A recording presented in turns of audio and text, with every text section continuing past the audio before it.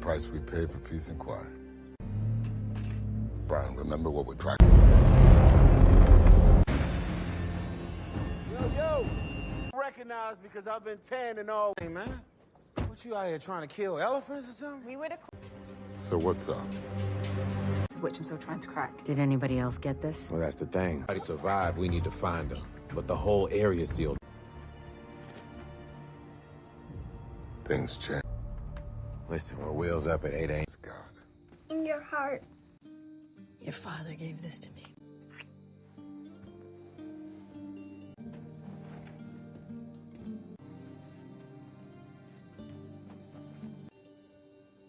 We're not them.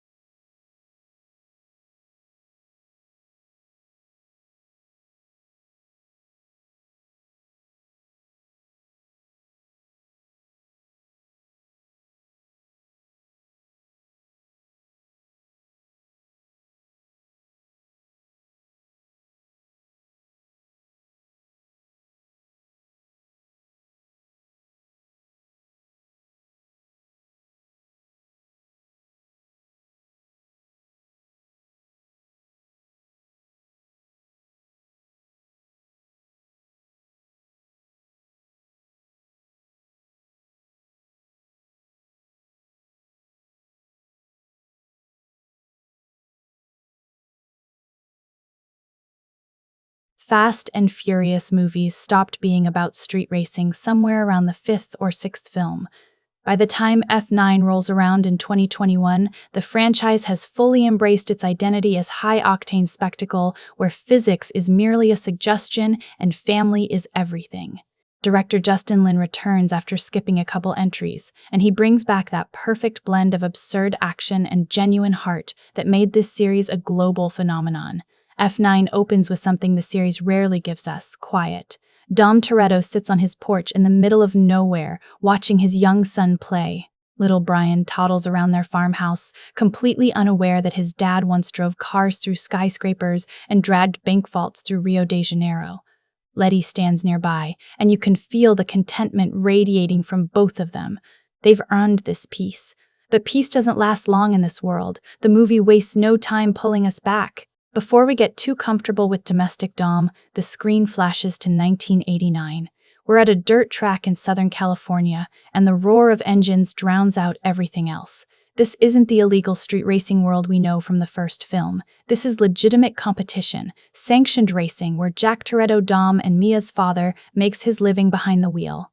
Young Dominic Toretto stands in the pit area, maybe 16 or 17 years old. Vinnie Bennett plays him with this coiled intensity, like he's already carrying the weight of the world on his shoulders. He's not the muscular giant Vin Diesel would become, but you see the foundation there, the determination, the focus. His younger brother Jakob moves around the race car with quick, efficient movements. Finn Cole gives Jakob this eager energy, desperate to prove himself useful. He's the mechanic, the technical mind, checking tire pressure and making adjustments while their father prepares for the race. The dynamic between the brothers feels easy here, natural. Jakob looks up to Dom. Dom treats Jakob like a partner. Jack Toretto climbs into his car. The film doesn't dwell on this moment, doesn't make it overly sentimental, but you can feel the importance. This is a man who races to feed his family, who taught his sons everything they know about cars and loyalty and doing what's right. The race starts. Engines scream. Dirt flies. Jack maneuvers through the pack with decades of experience guiding every turn. Dom watches from the sidelines, tracking his father's position, mentally racing every lap alongside him. Jakob stands next to him, equally transfixed. Then something goes wrong. Jack's car makes contact with another vehicle driven by Kenny Linder. It's not a gentle bump. The impact sends Jack's car into a violent spin, and what happens next unfolds with horrifying inevitability. The vehicle hits the wall at full speed. Metal crumples. The car flips, rolls, and catches fire. Dom sprints toward the wreckage before anyone can stop him. Jakob follows, but slower, frozen by shock. Track officials rush in with fire extinguishers, but everyone watching knows. You don't walk away from a crash like that. The film doesn't show us Jack's death directly. We see Dom's face instead, and that tells us everything. The boy who was so focused, so confident minutes ago, now looks utterly shattered. He drops to his knees in the dirt. Jakob reaches him, puts a hand on his shoulder, but Dom doesn't respond. Here's where the movie makes an interesting choice. Instead of lingering in the grief, it jumps forward. We're still in the immediate aftermath, maybe an hour later, and Dom has transformed. The shock has burned away, replaced by pure rage. He storms through the garage area with singular purpose, and that purpose is finding Kenny Linder. Jakob trails behind, trying to talk him down. Dom, wait! Dom, don't do this. But Dom isn't hearing anything except the roar of his own fury. Linder sits in his garage, surrounded by his crew. Maybe he's shaken up from the crash, maybe he's not. The film doesn't give him much characterization because from Dom's perspective, he doesn't deserve any. This is the man whose car made contact with Jack Toretto. This is the man Dom holds responsible. You killed him. Dom's voice cuts through the ambient noise. Linder stands, starts to say something, an excuse, an explanation, maybe even an apology. But Dom doesn't let him finish. The first punch lands before Linder can get his hands up. Then another, and another. Dom doesn't fight with technique here. This isn't the calculated brawler we'll see in later films. This is just rage unleashed. A teenage boy trying to pound his grief into someone else's face. Linder's crew moves to intervene, but Dom's already done too much damage. By the time they pull him off, Linder is unconscious, bloodied, destroyed. Jakob stands at the edge of the scene, horrified. Not at Linder's condition, but at what he's watching his brother become. Dom gets dragged away, still fighting to get back at Linder, still screaming.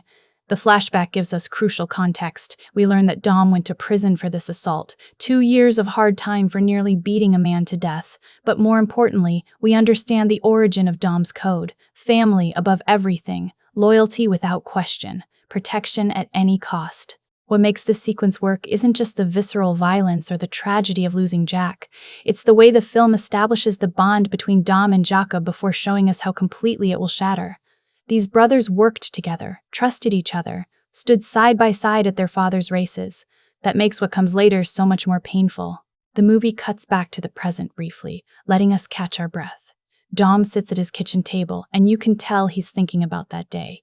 The memory hasn't faded even slightly. Letty knows better than to ask what's on his mind. She's been with him long enough to recognize when he's haunted.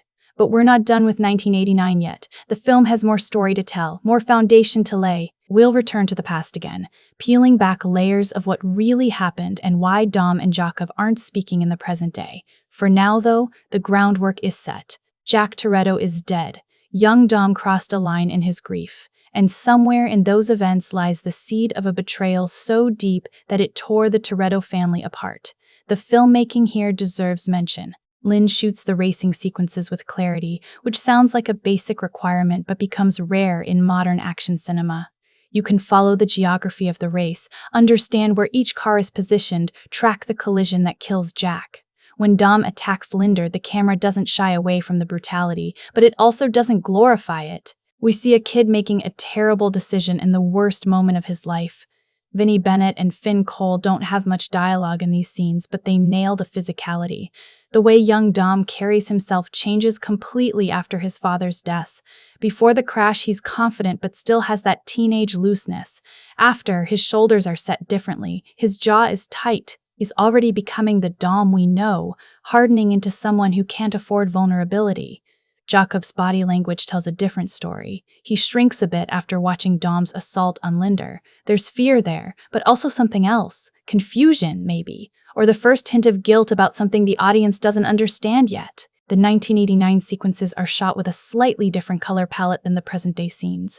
Everything has this warm, golden quality, like a memory that's been polished by time. But underneath the nostalgic glow, there's tragedy. The visual style suggests that Dom might remember these moments fondly despite the pain, or maybe that he's idealized this period of his life before everything went wrong. Small details matter in these flashbacks, the way Jack checks his rearview mirror before the crash, the specific angle of the collision, the hairline fracture in the car's frame that we'll learn about later. Lynn and his team are planting seeds for revelations that won't pay off until much deeper into the film. The decision to open F9 with this flashback structure is smart. The franchise has spent 8 previous films building up Dom as this mythical figure, this unstoppable force who always has the right answer and never doubts himself, showing us his origin, his vulnerability, his mistakes that humanizes him in a way the series desperately needs at this point. We also get our first taste of the film's central theme, the things we don't know about the people closest to us. Dom has kept Jakob a secret from his entire crew. Roman, Tej, Ramsey, none of them have ever heard about a younger Toretto brother. That level of denial, that complete erasure of someone from your life, requires serious pain. Whatever happened between Dom and Jakob went far beyond a simple disagreement. The garage where Jack worked is full of era-appropriate details. Older model cars in various states of repair, tools that look properly worn, posters on the walls advertising races from the late 80s. The production design team clearly did their homework, making these sequences feel authentically rooted in a specific time and place rather than a generic past. And the sound design? Engine noise becomes almost musical in these racing scenes, each car contributing its own tone to the symphony. When Jack's car hits the wall, the sound is sickening, that crunch of metal and glass that makes you wince even knowing it's coming. Then silence, just for a beat. Before the screaming and the chaos rush in, Jakob's face during his father's crash tells us he's running calculations.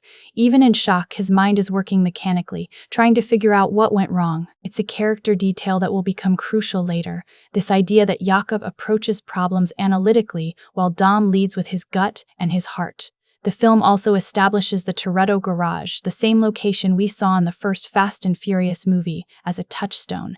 This is where the family comes together, where they work on cars and solve problems and eat meals around the same table. Losing Jack means losing the center of that world. Someone will have to step up and hold the family together. That someone will be Dom.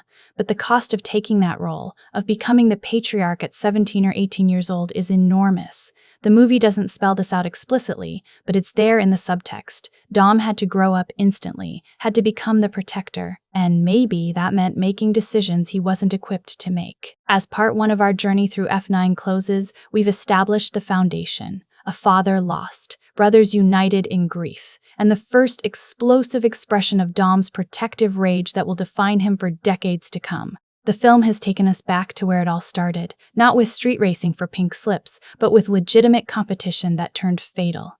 The stage is set for a story about family, betrayal, and the lies we tell ourselves to make sense of tragedy. Dom's past is about to collide with his present in ways he never imagined possible. His carefully constructed life, the one where Jakob doesn't exist and family means the crew he's built rather than the blood he's denied, is about to explode.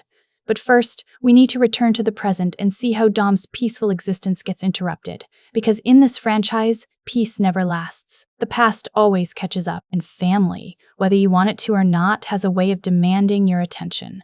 Tractors rumble across Dom's property. He's teaching little Brian about farming now, about working the land, about a life that has nothing to do with quarter-mile races or heists. Letty watches from the porch, coffee in hand, looking more relaxed than we've ever seen her. This is what retirement looks like for the Toretto family. Peaceful, ordinary, safe. A cloud of dust appears on the horizon.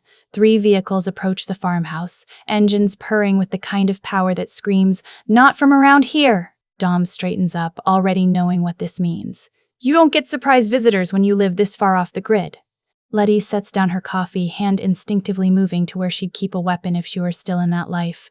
Roman's orange sports car leads the convoy. Of course it does. Tyrese Gibson bursts out before the car fully stops, arms spread wide, signature grin plastered across his face. Look at this! Farmer Dom, you gonna offer us some fresh eggs? Maybe milk a cow? Tej emerges from the second vehicle, more reserved but clearly amused. Ludacris has this quiet intelligence about him, always calculating, always 3 steps ahead. Ramsey steps out last, surveying the property with those sharp eyes that miss nothing. Natalie Emanuel plays her with this mix of warmth and deadly competence that's become essential to the team. We're not here for a social call. Letty's voice cuts through Roman's comedy routine. Tej pulls out a tablet. Mr. Nobody's plane went down. Central America. He sent a distress signal, then nothing. The name hits Dom like a physical blow. Mr. Nobody, Kurt Russell's covert operative character who's helped the crew multiple times, isn't the type to send distress signals. He's the guy who appears out of nowhere with solutions, resources, and classified intel. If he's calling for help, something has gone catastrophically wrong. There's more. Ramsey takes the tablet, pulling up encrypted files. The plane was carrying something. Project Aries. We don't know exactly what it is, but multiple governments want it, and none of the good guys have it anymore. Dom looks at his son, playing in the dirt without a care in the world. Every cell in his body wants to send this crew away, to maintain the boundary between his old life and this new one. But loyalty runs deeper than self-preservation. Mr. Nobody has saved their lives, helped clear their names, given them resources when they had nothing. When do we leave? Dom's voice is quiet, resigned. Knew you'd say that? Roman claps him on the shoulder. Letty doesn't argue. She knew this was coming the moment those cars appeared. You can't outrun your past forever, and in their world, debts matter. Favors get repaid. Family and Mr. Nobody has earned that designation. Takes care of family. The team gears up quickly. Dom's garage, hidden behind the barn, contains enough hardware to invade a small country. Cars that look like they belong in a museum but run like fighter jets. Weapons stashed in false panels. Communications equipment that would make most military units jealous. How long has Mr. Nobody been off the grid? Tay runs diagnostics on the plane's last known coordinates. 72 hours! Ramsey's fingers fly across her laptop. The plane went down in Monte Quinto, remote jungle region, no official government presence for miles. Roman helps himself to drinks from Dom's fridge. So we're flying into the middle of nowhere looking for a crashed plane that might be surrounded by whoever shot it down to recover a mysterious weapon that everyone wants. Cool. Just making sure I understand the suicide mission we're volunteering for. You can stay here. Dom doesn't look up from checking his weapons. And miss all the fun? Nah, I'm just doing my contractual obligation to point out when we're doing something incredibly stupid. The banter feels familiar, comfortable. This is how the crew operates. Roman voices everyone's concerns through humor, TA counters with logic, and Dom leads through sheer force of will. They've survived impossible situations before because they work as a unit. Letty pulls Dom aside while the others prep. You sure about this? We finally got out. Mr. Nobody wouldn't call unless it was critical. Dom's jaw sets in that stubborn way that means the decision is made. Besides, someone's out there with something dangerous. Better us than letting it fall into the wrong hands. She knows he's right. Doesn't mean she has to like it. They leave little Brian with Dom's cousin, someone we don't see but who's apparently trusted enough to watch the most important person in Dom's world. The goodbye is brief. Dom isn't the type for long emotional farewells, but you see it in how he holds his son. The weight of wondering if he'll make it back this time. The flight to Central America takes hours. Private plane, courtesy of whatever mysterious budget Mr. Nobody operates under. Roman sleeps or pretends to.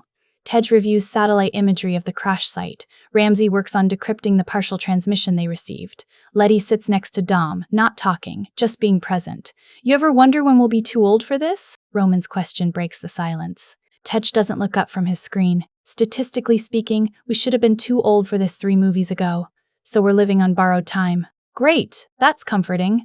The jungle canopy appears beneath them, endless green stretching in every direction. The pilot, another Mr. Nobody asset, circles the coordinates, looking for somewhere to land. There's a clearing about 2 miles from the crash site. Close enough to hike, far enough to avoid whoever might be waiting. They touch down in a field that's barely long enough for the landing. Humidity slaps them the moment the door opens, thick and oppressive. Tej immediately starts sweating through his designer shirt. Roman complains about the heat, the bugs, the lack of air conditioning. Standard operating procedure. The jungle is loud. Birds screaming, insects buzzing, leaves rustling with movement. Ramsey pulls out her portable scanner, tracking the signal from Mr. Nobody's plane. 2 clicks northeast. Signal's weak, but it's there. They move in formation, weapons ready. Dom takes point because of course he does. Letty covers their flank. Tej and Ramsey stay in the middle with the tech. Roman provides rear security and running commentary. Why is it always jungles? Once, just once, I'd like to recover a mysterious weapon from a luxury resort. Maybe the Bahamas, somewhere with a swim-up bar. Focus. Dom's voice carries that edge that means business. The terrain gets rougher. Vines cross their path like tripwires. The ground squishes underfoot, mud sucking at their boots. They're half a mile in when Ramsey's scanner picks up something else. We've got heat signatures, multiple, moving toward the crash site from the south. Whoever took down Mr. Nobody's plane hasn't left. They're still here, which means whatever was on that plane is valuable enough to stick around for. The team picks up their pace, trying to reach the site before the competition does. Wreckage appears through the trees. The plane tore through the canopy, leaving a scar of broken branches and scorched earth. The fuselage is split in sections, scattered across 100 yards. Smoke still rises from the engines. Dom approaches cautiously, weapon up. The plane's door hangs open, ripped from its hinges. Inside, the cargo area is empty. Not just missing the cargo, completely stripped. Someone got here first and took everything that wasn't bolted down. TA, any signs of survivors? TA sweeps the wreckage with a thermal scanner. Nothing. No bodies either, which is weird. This crash should have had casualties. Letty examines scorch marks on the interior walls. These aren't from the crash. Someone used explosives, breaching charges, military grade, so they shot down the plane, then blew their way in to take whatever was inside. Ramsey pieces it together. Professional operation. Roman peers into the cockpit, which is surprisingly intact. Where's Mr. Nobody? He's like a cockroach. No offense, he always survives. A branch snaps behind them. Everyone spins, weapons trained on the sound. A figure stumbles out of the jungle, bloody and disoriented. It's one of Mr. Nobody's agents, a guy they recognize from previous operations. Ambush. The agent's voice is weak. They knew we were coming. Jakob, he knew everything. Dom freezes. That name. The name he hasn't spoken in decades. The brother he erased from his life. What did you say? Jakob Toretto. He led the attack. Took Project Aries. Took Mr. Nobody. The agent coughs, blood on his lips. He said to tell Dom this was personal. The jungle around them explodes with gunfire. Trees splinter. Dirt kicks up in lethal patterns. The team scatters, diving for cover behind the wreckage. Muzzle flashes light up the foliage. They're surrounded. Contact left! Contact right! Roman's comedy routine disappears, replaced by combat efficiency. Tej returns fire, his shots precise despite the chaos. Ramsey works her way to better cover, still clutching her laptop because the data matters even in a firefight. Letty moves like a dancer, fluid and deadly, putting rounds exactly where they need to go. Dom's mind is splitting in two. Half of him is in combat mode, tracking threats, coordinating with his team. The other half is stuck on that name. Jakob, his brother. The brother he banished. The brother who apparently just declared war. An armored truck crashes through the vegetation, massive and unstoppable. Mounted guns on the roof open up, and suddenly the team's cover isn't nearly adequate enough. The wrecked plane provides some protection, but that truck is equipped for serious violence. We need to move. Letty's already running, laying down covering fire. They retreat into the jungle, using the dense foliage for concealment. The truck can't follow, too big, too heavy for this terrain, but the foot soldiers can, and they're gaining ground. Ramsey trips on a root, goes down hard. Tej hauls her up without breaking stride, his other hand still firing behind them. The team moves as one organism, covering each other, communicating through hand signals and years of experience. A clearing appears ahead.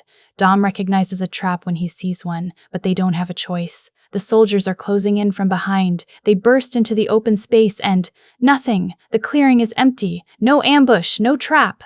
Why would they stop chasing us? Roman pants, checking his ammunition.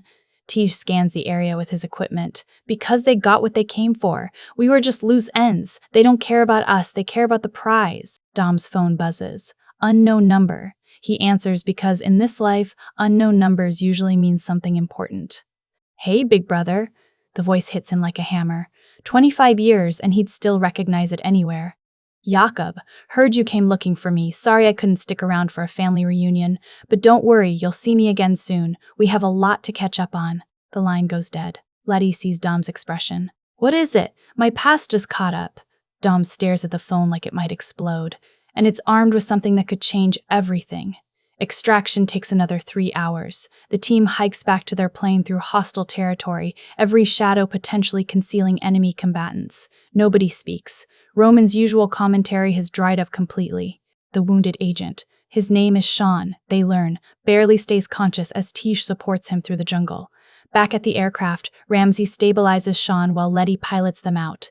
Dom sits alone, staring at nothing, that phone call looping in his head. Jakob's voice, casual, almost friendly, like they'd just seen each other last week instead of being estranged for over 2 decades. You gonna tell us what's going on? Tej breaks the silence somewhere over the Gulf of Mexico. Dom doesn't answer immediately. Where does he even start? How do you explain erasing someone from your life so completely that your closest friends didn't know he existed? I have a brother. The words feel foreign in Dom's mouth. Younger. Jakob. I haven't seen him since 1991. Roman processes this. Hold up, you have a brother?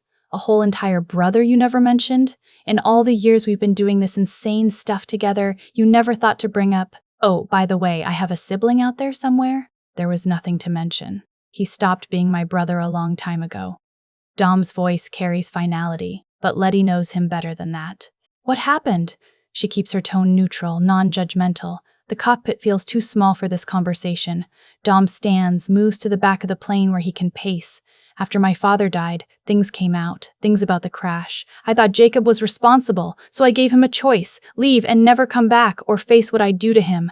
Tej's analytical mind is already working, and now he's back, armed with advanced military technology and apparently holding a serious grudge. Can you blame him? Ramsey's question hangs in the air. You exiled him from his own family when he was, what, a teenager? Dom's jaw clenches. You weren't there. You don't know what he did. So enlighten us. Roman gestures broadly. Because right now it sounds like family drama. And family drama just shot down a government plane and stole a weapon. We deserve context. Fair point. Dom knows they're right. You can't ask people to walk into danger blind, especially when that danger is personal. My father was a racer. Legitimate circuit, not street racing. Jakob was his mechanic. Dom's voice goes flat like he's reading from a report.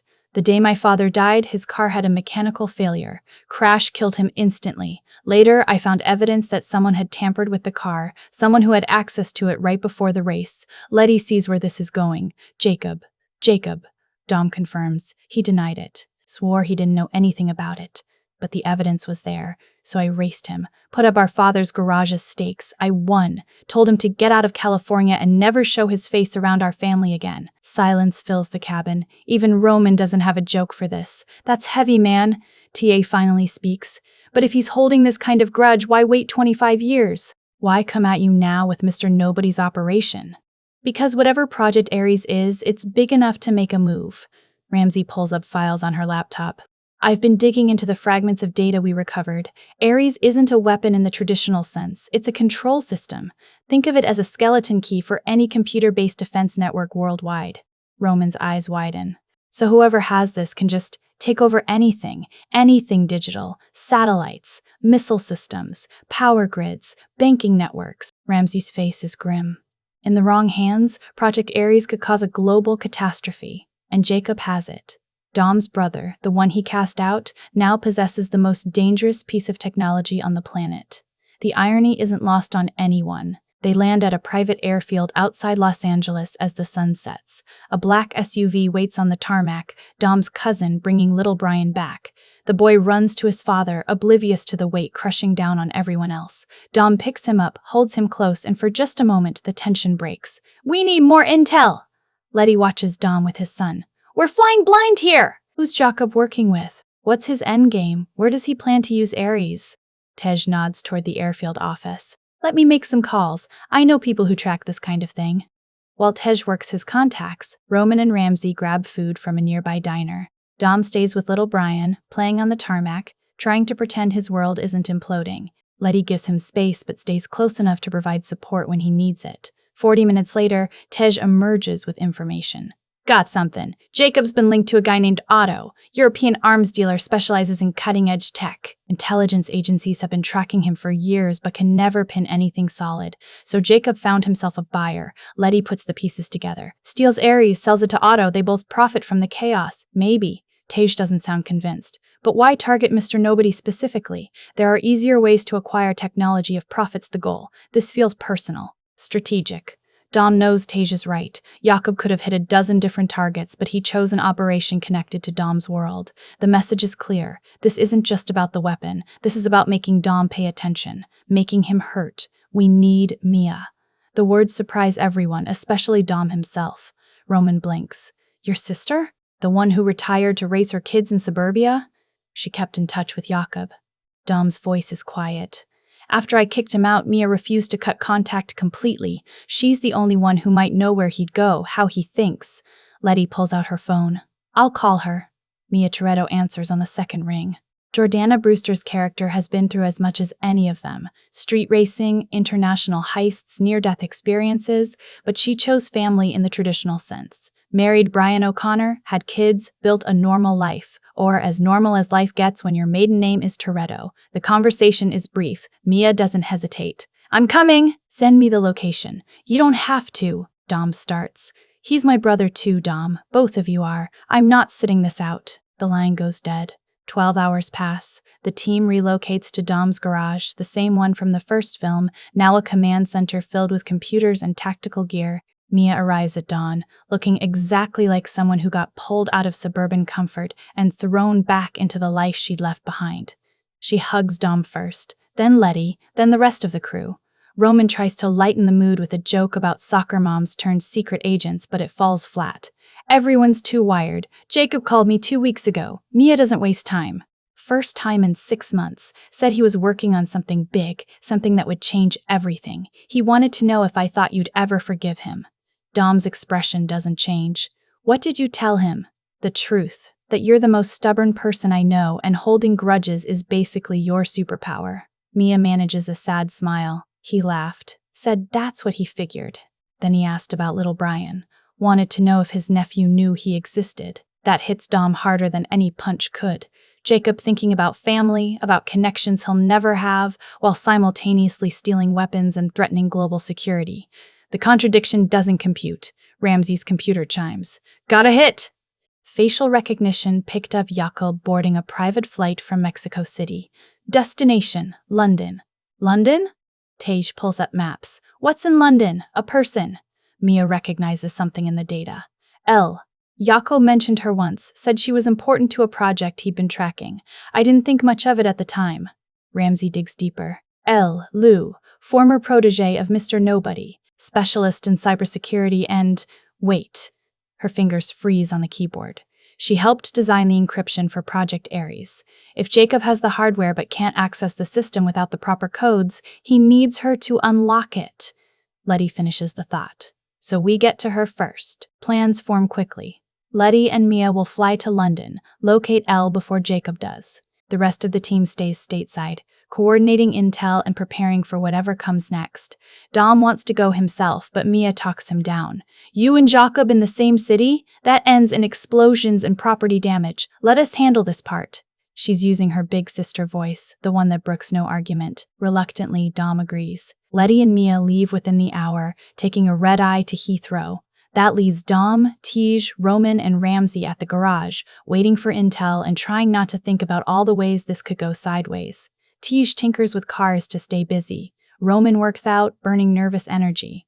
Ramsey monitors communications traffic, looking for any mention of Jakob or Otto. Dom sits in his father's office, the small room at the back of the garage surrounded by photos from another lifetime. There's one picture he keeps returning to. Jack Toretto with his arms around both sons, all 3 of them grinning at the camera. Dom can't be more than 15 in the photo. Jakob may be 12. They look happy, united, like nothing could ever come between them, except something did. And now, 25 years later, the consequences are playing out on a global stage. Dom's phone rings. Letty, calling from London. We found her. Elle's alive, living in an apartment in Kensington. But Dom, the pause makes his chest tighten. What? We're not alone. Jakob's people are already here, and there's someone else, someone with them. Letty's voice drops. Dom, I need you to sit down for this. Just tell me. Han's alive. Han's soul. Oh, I just saw him, clear as day, working with Jakob's crew. The world stops. Han died in Tokyo. They went to his funeral, mourned him. Dom carried that guilt for years, knowing Han got caught up in their mess and paid the ultimate price. That's impossible. I know what I saw. Letty sounds shaken, which almost never happens. We need backup. This just got a lot more complicated. Dom's already moving, grabbing keys, shouting for Tage and Roman. If Han's alive, if there's even a chance Letty's right, then everything Dom thought he knew about the past is wrong. And if Jakob's involved with Han's resurrection, then this isn't just about a weapon or revenge. This is about secrets that go deeper than anyone imagined, connections that span years and continents, and a conspiracy that might rewrite the entire history of their crew. Family just got a lot more complicated. Concrete walls, steel bars, the smell of industrial cleaner mixed with sweat and desperation. Lompoc Federal Penitentiary, 1991. Dominic Toretto is 19 years old and serving a 2-year sentence for aggravated assault. The kid who attacked Kenny Linder in a grief-fueled rage now wears orange, works in the prison garage, and keeps his head down, mostly. Prison changes people. Some it breaks, others it hardens into something sharper, meaner. Dom falls into the second category. The boy who lost his father has been replaced by someone calculating every angle, watching every interaction, learning the rules of survival in a place where weakness gets exploited.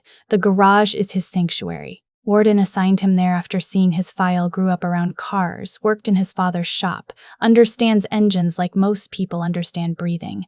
Better to have him fixing prison vehicles than letting him rot in a cell 23 hours a day. 2 other inmates work the garage. Leo and Santos, both in for nonviolent offenses, both decent guys who got caught up in bad situations. Leo's the talker, always running commentary on whatever's happening. Santos provides the quiet counterpoint, speaking only when he has something worth saying. Yo, Dom, check this out. Leo slides under a prison transport van, flashlight between his teeth. Transmission's completely shot. 3rd one this month.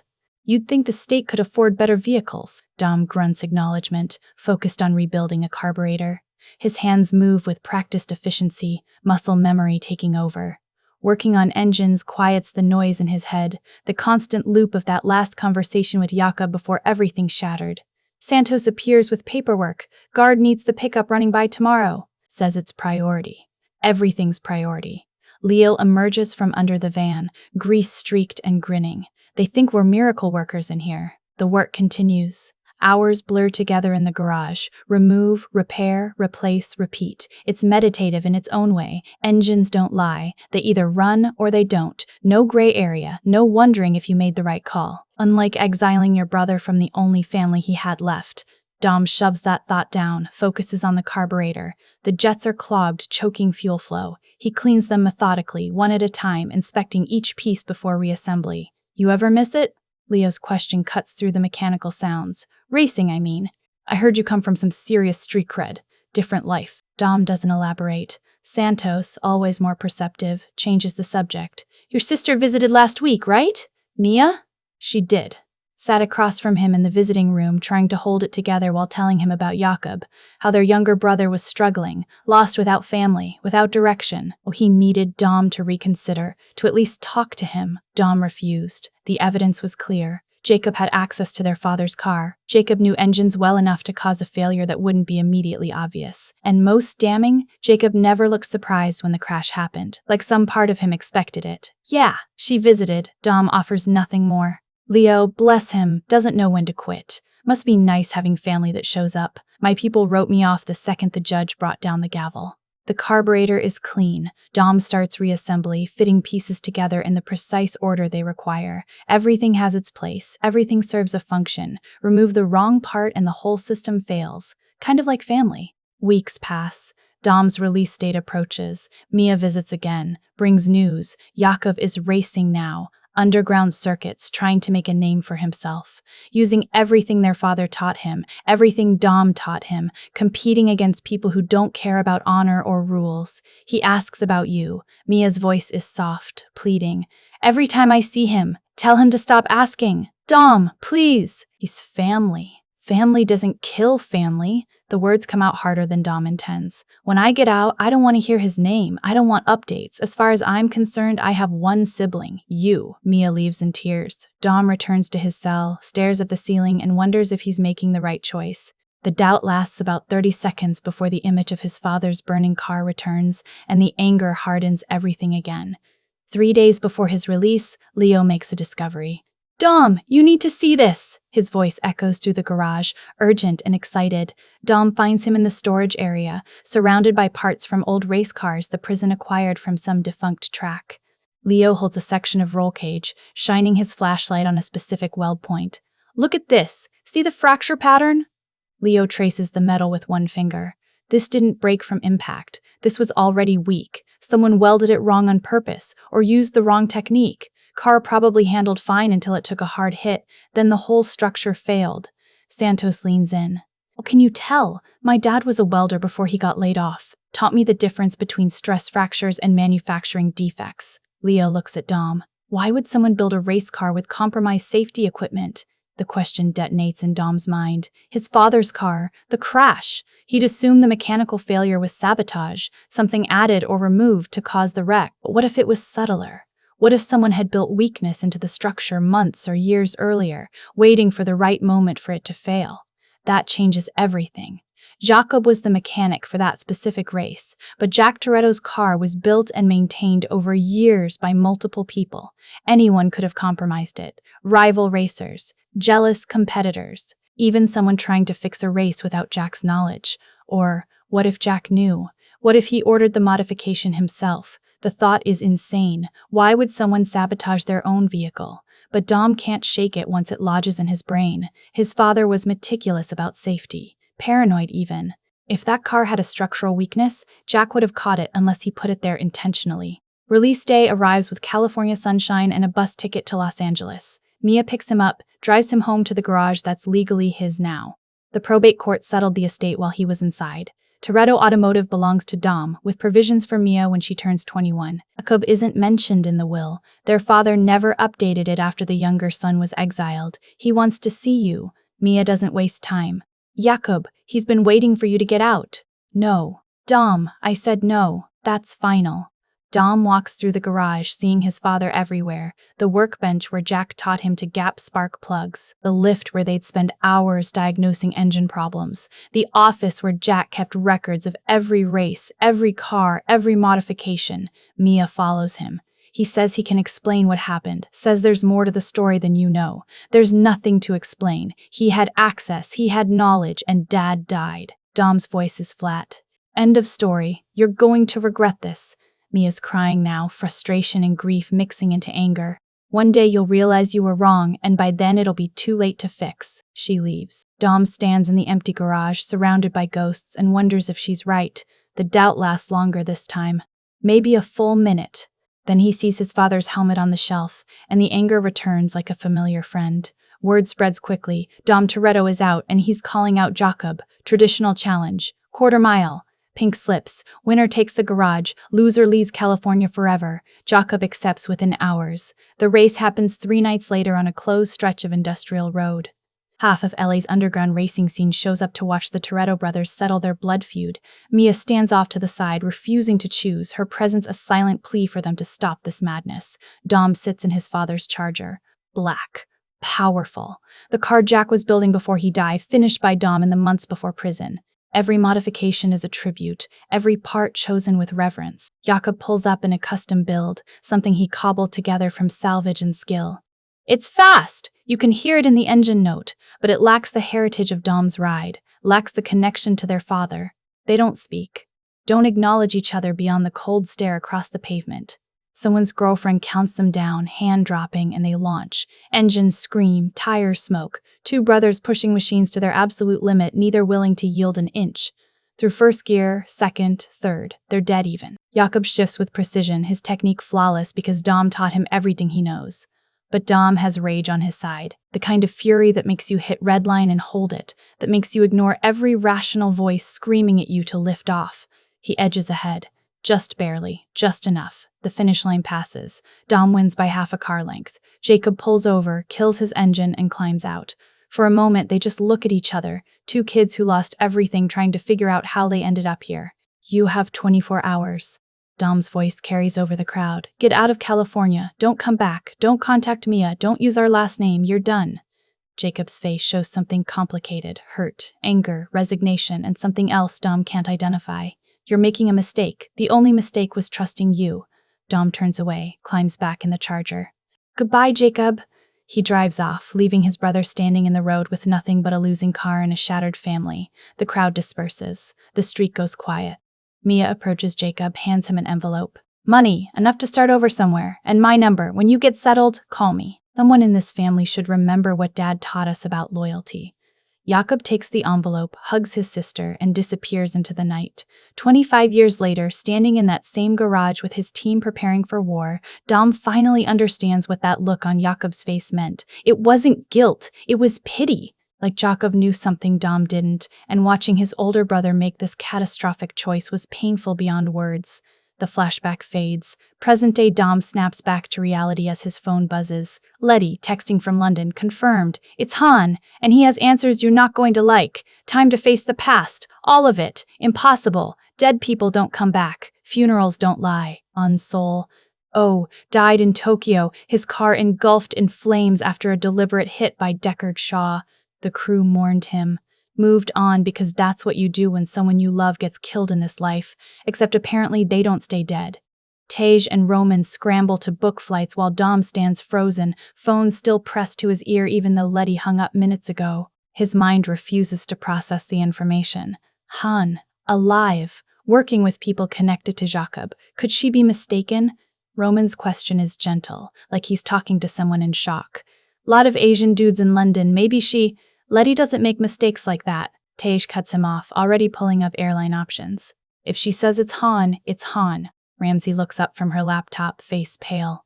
If Han's alive, what else have we been wrong about? What other pieces of our history are built on lies? Fair question. No good answer. Their wheels up in 90 minutes. Private jet again, courtesy of whatever black budget keeps funding their operations. Little Brian gets dropped with the same cousin, though this time Dom struggles with the goodbye. Every time he leaves his son lately, he wonders if it's the last time. Morbid thinking. Push it down. Focus on the mission. Transatlantic flights provide too much time for thinking. Roman tries to sleep, fails, ends up pacing the cabin. Tej runs scenarios on his tablet, calculating odds and probabilities like the universe operates on math instead of chaos. Dom stares out the window at cloud cover, wrestling with questions that have no answers. How long has Han been alive? Why fake his death? Why reveal himself now? And most importantly, what does any of this have to do with Jakob? 8 hours in the air. London appears below them, gray and sprawling. Heathrow approach, private terminal, customs wave through with credentials that probably shouldn't exist. A car waits on the tarmac. Letty sent it. The drive into the city takes forever thanks to traffic. British roads, British drivers, everything on the wrong side. Roman complains about the steering wheel placement. Tej ignores him, texting Letty for coordinates. They're meeting at a safe house in Hackney, East London, away from tourist zones and surveillance cameras. Mia opens the door before they knock. She looks tired, wired, like she's been running on adrenaline and coffee for days. Hugs are brief. Everyone's too tense for proper reunions. Where is he? Dom's voice is rough. Upstairs, with Elle. He's been waiting for you. Mia steps aside, lets them enter. The safe house is typical spy movie fare, cheap furniture, peeling wallpaper, windows covered with newspaper. Letty sits at a kitchen table covered in weapons and communication equipment, cleaning a handgun with the focus of someone trying to keep their hands busy. He's really here? Roman whispers like they're in a church. Footsteps on the stairs. Everyone turns. And there he is. Han's soul. Oh, descends into the room like a ghost made flesh. Sung Kang looks exactly the same. Calm expression, measured movements, that quiet intensity that always made him the crew's anchor. He's holding a bag of chips, because apparently nearly dying doesn't change some habits. Silence swallows the room. Nobody knows what to say. How do you greet someone you buried? Roman breaks first. Nah, this is some Weekend at Bernie's situation. You got a dead guy propped up with strings and... It's really me. Han's voice cuts through the spiral. Warm, familiar, impossible. I know this is a lot. Tej approaches slowly, like Han might disappear if he moves too fast. Reaches out, touches his shoulder. Solid. Real. How? Long story, most of it classified. Han glances toward the stairs. But the short version? Mr. Nobody pulled me out before the car exploded, faked my death to protect someone that certain people wanted dead. A young woman appears on the stairs behind him. Early 20s, Asian features, eyes that have seen too much too young. Anna Sawai plays Elle with this combination of vulnerability and steel that immediately explains why people would kill to get to her. This is Elle, Han's protective instinct is obvious in how he positions himself slightly in front of her. She's the reason I'd been dead for the past few years. Elle offers a small wave. Sorry about the whole elaborate deception thing. Wasn't personal. Dom finally finds his voice. You let us think you were dead. For years, we mourned you. I know. Han doesn't look away, doesn't make excuses. It killed me staying hidden while you all grieved. But if anyone knew I survived, they would have come looking, and Elle would have died. Why? Tij's analytical mind needs facts. What makes her so important? Elle steps forward, no longer hiding behind Han. I helped design Project Aries, the encryption, the security protocols, the fail-safes. I was 17, working as a contractor for Mr. Nobody's division. Thought I was making the world safer. Bitterness creeps into her tone. Turns out I built the most dangerous weapon in existence. Ramsey recognizes a kindred spirit, another tech genius whose creation got weaponized beyond their control. So when people started hunting for Aries, they came for me, the only person who could bypass all the security I built. Elle pulls out a chair, sits like her legs won't hold her anymore. Mr. Nobody arranged my death. Car accident in Berlin. Very convincing. Then he assigned Han as my handler, my protection. Han picks up the thread. We moved every few months, new cities, new identities, stayed ahead of everyone who wanted her dead or wanted to use her to unlock Aries. It worked for a while, until Jakob. Letty's voice is flat. Until Jakob. Han confirms. He's been tracking Project Aries for over a year. Tear A, built a network of contacts, hired the best intelligence operatives, basically became obsessed with finding it. 3 months ago, he got close enough to rattle Mr. Nobody. That's when everything accelerated. Dom processes this, fitting pieces together. The plane. Mr. Nobody was moving Elle, wasn't he? Getting her somewhere safer. Germany. Secure facility, off all the grids. Elle nods. But someone leaked the transport schedule. Jakob's people shot us down before we crossed into international airspace. I'd barely escaped during the chaos, and now Jakob has the hardware but can't access it without you. TH sees the problem. He needs your biometrics, your codes. Worse than that. Elle pulls up files on a laptop, displays technical schematics that mean nothing to most of the room but everything to Ramsey.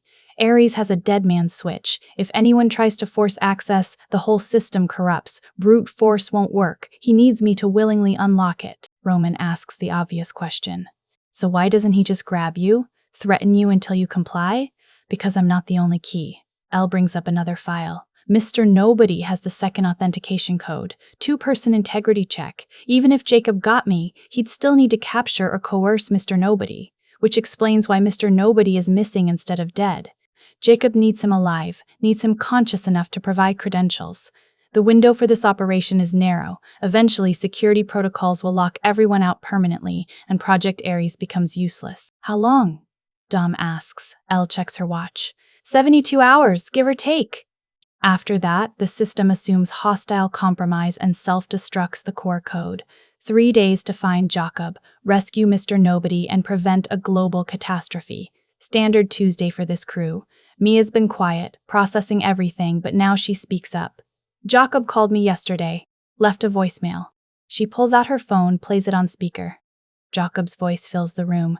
Hey, sis! I know you're probably helping Dom hunt me down, and I don't blame you. Family first, right? Just wanted you to know, this isn't about revenge, never was. There are things Dom doesn't know, things I couldn't tell him because he wouldn't listen. But he's going to have to listen now. Tell him, Dad would understand. He'll know what that means. The message ends. Silence stretches. Dad would understand what? Mia looks at Dom. What does that mean? Dom has no answer. Just another mystery piling on top of everything else. Han grabs a bottle of water from the fridge, tosses one to Dom. For what it's worth, I've been tracking Jakob's movements. He's not acting like a typical mercenary. No offshore accounts getting fat. No properties being purchased. He's spending everything he earns on this operation, so it really is personal. Letty sounds almost sympathetic. He's burning his life down for this. A crash from outside interrupts the moment. Glass breaking, metal scraping. Everyone moves instantly. Weapons up, positions taken, years of experience taking over. Ramsey peers through a gap in the newspaper covering the windows. 3 SUVs, armed men deploying. Professional, Otto's people. Elle recognizes the vehicles. They tracked us somehow. Basement exit? Tej already knows the answer from Letty's expression. No basement exit. Great. Gunfire erupts, bullets punching through walls. The safe house isn't very safe anymore. Dom and Han move in sync, covering angles like they never stopped working together. Roman and Tej flip furniture for barricades. Mia gets Elle to the most protected corner. We can't hold this position. Letty's right. They're outnumbered and outgunned. Han points to the back. Alley access leads to a parking structure 2 blocks down. Cars waiting. You had an escape plan? Roman sounds almost offended. You've been alive this whole time and you learned to plan ahead? Who are you? They move as a unit, laying down suppressing fire while evacuating through the kitchen. The alley is narrow, trash bins providing minimal cover. Bullets spark off brick walls. Someone's shooting from a rooftop, except the rooftop shooter isn't aiming at them. He's taking out Otto's men. Precision shots, professional technique. Cover fire! Who the hell is that? Tej spots the muzzle flash. Han looks up and something in his expression shifts. Recognition, disbelief. That's not possible. A figure swings down from the rooftop on a cable, lands in the alley with inhuman grace. Asian man, mid-30s, moving like violence is a language he speaks fluently. He guns down the last pursuer, then turns to face the crew. Dom sees him clearly for the first time, recognizes him from old photographs, from stories told during late nights. Giselle? Han's voice breaks on the name, even though this isn't her brother.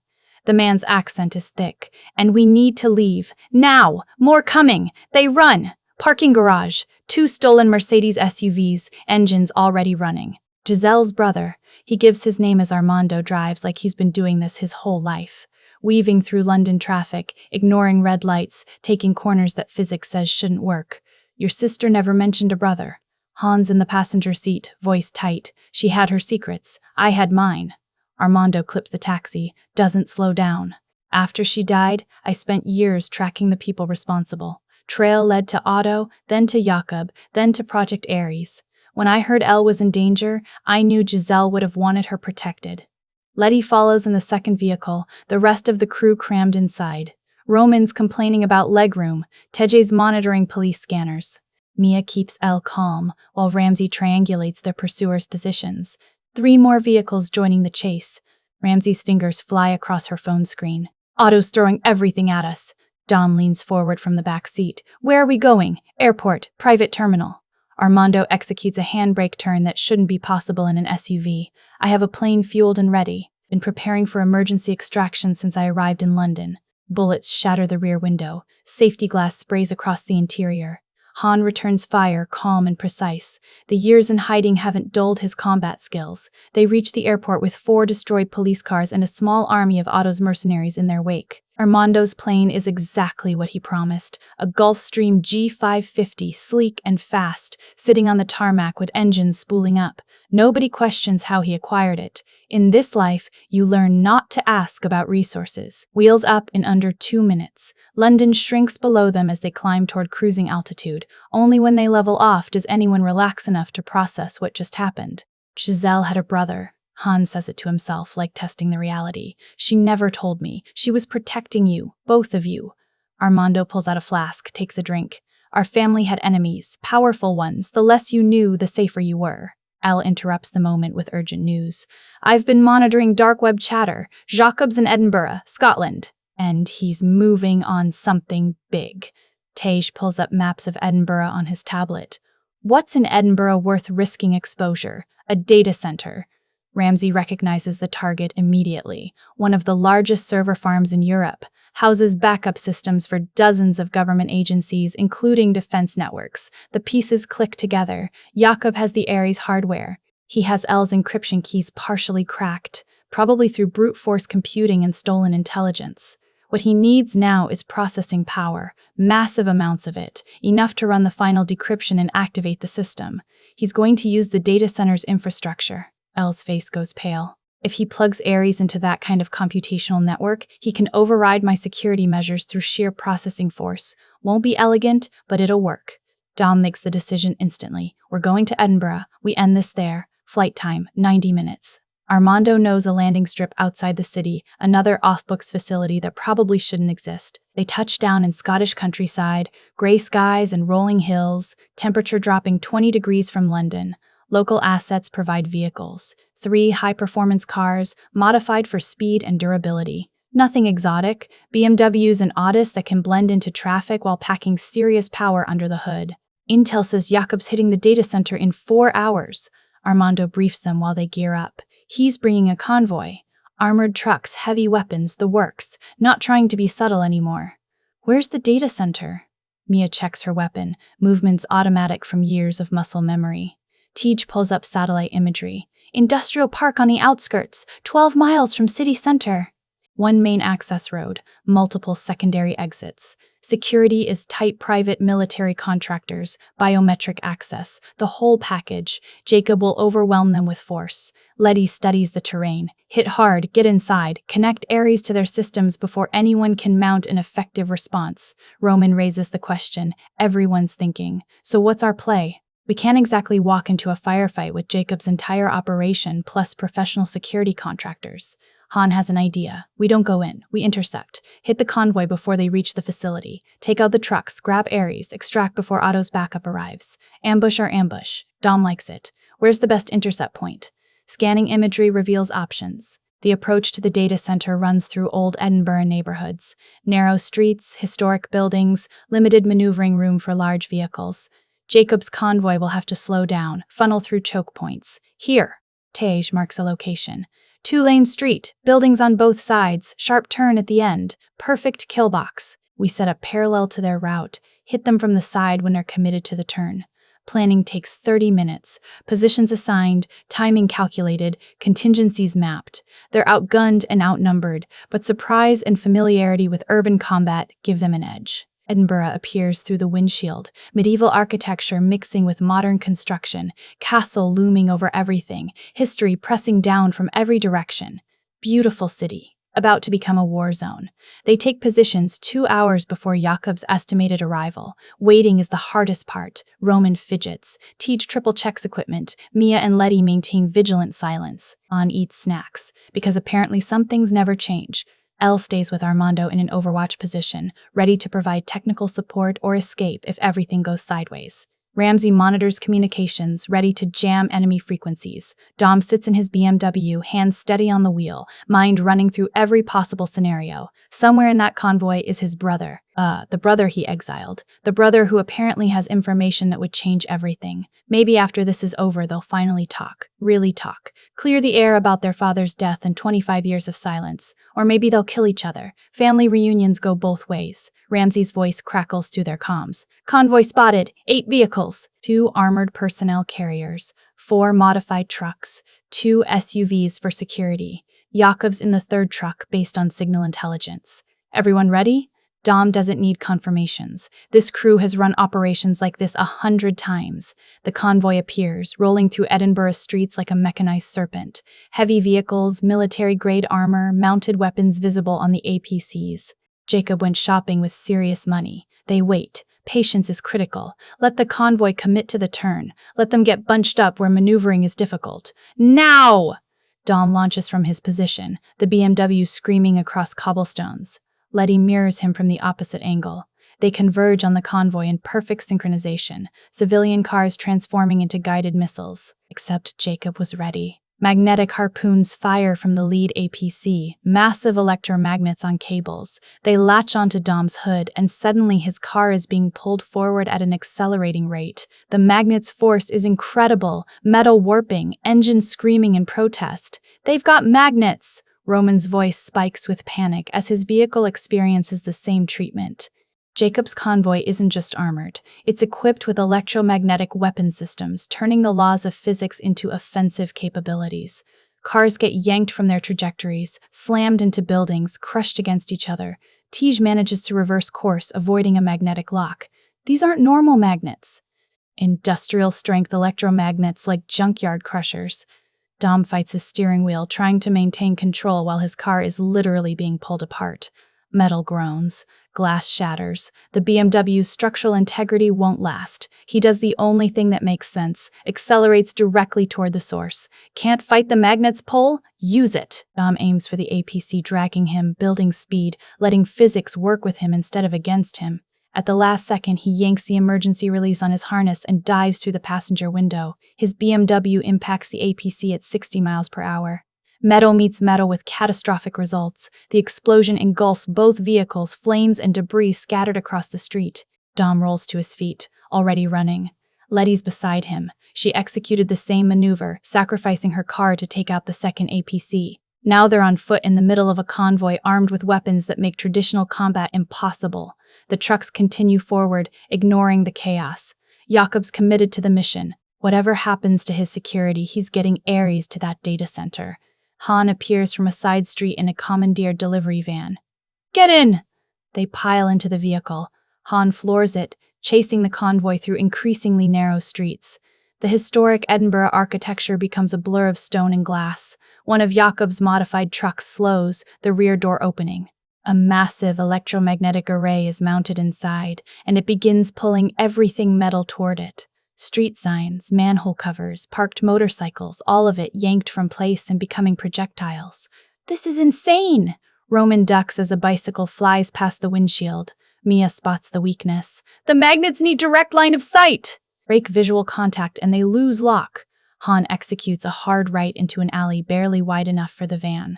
They emerge 2 blocks ahead, cutting through the convoy's path. One of Jakob's trucks tries to brake, can't stop in time. Impact sends them spinning. Dom's already out, running toward the overturned truck. If Jakob's in there, this ends now. The passenger door kicks open. A figure emerges, moving with practiced efficiency despite the crash. John Cena's Jakob Toretto steps into view, and brothers face each other for the first time in 25 years. Hello, Dom. They're the same height, similar build. But where Dom's face shows age and hard living, Jakob looks almost refined. Prison and street life hardened Dom into something brutal. Whatever Jakob's been doing, it shaped him differently. You attacked my family. Dom's voice is granite. Your family? Jakob laughs, bitter and sharp. That's rich. Since when am I not family? They circle each other while chaos continues around them. Letty and Han engage Jakob's security forces. TJ tries to access the overturned truck's cargo. Roman provides covering fire from behind a stone wall. You killed our father. Dom states it as fact. No. Jakob's expression shifts, pain breaking through. You want to know what really happened? Dad asked me to sabotage that car, begged me. He was in debt, Dom. Deep. To people who don't forgive. The only way out was throwing that race, collecting insurance money, and starting over. The words hit like physical blows. You're lying. I was 16. He made me promise not to tell you because he knew you'd try to fix it, and that would have gotten you killed. Jakob's composure cracks. I spent my entire life carrying his secret, and you sent me away for it! Sirens wail in the distance. Edinburgh police responding to reports of explosions and gunfire. The window for this confrontation is closing. If that's true, why wait until now? Why not tell me? Because you wouldn't listen.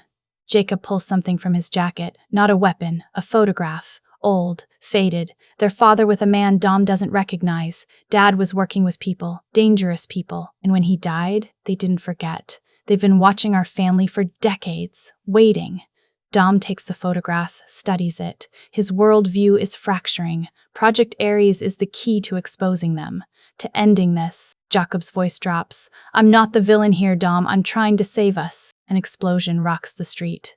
One of Jakob's trucks detonates, Aries hardware scattering across cobblestones. Otto's betrayal is complete. He's destroying evidence, eliminating loose ends. Jakob runs toward the wreckage, desperate to salvage something. Dom follows, years of hatred warring with fresh doubt. Brothers, reaching for the same goal, still not knowing if they're on the same side. Aries hardware is scattered across 3 city blocks. Smoking metal components, shattered circuit boards, pieces of technology that could have controlled the world, now reduced to expensive garbage. Otto's demolition team did thorough work before vanishing into Edinburgh's labyrinth streets. Jakob stands in the wreckage, shoulders slumped, watching his entire operation disintegrate. Whatever he planned, whatever grand scheme required stealing government weapons and orchestrating plane crashes, it just became impossible. Or so it seems. Wait!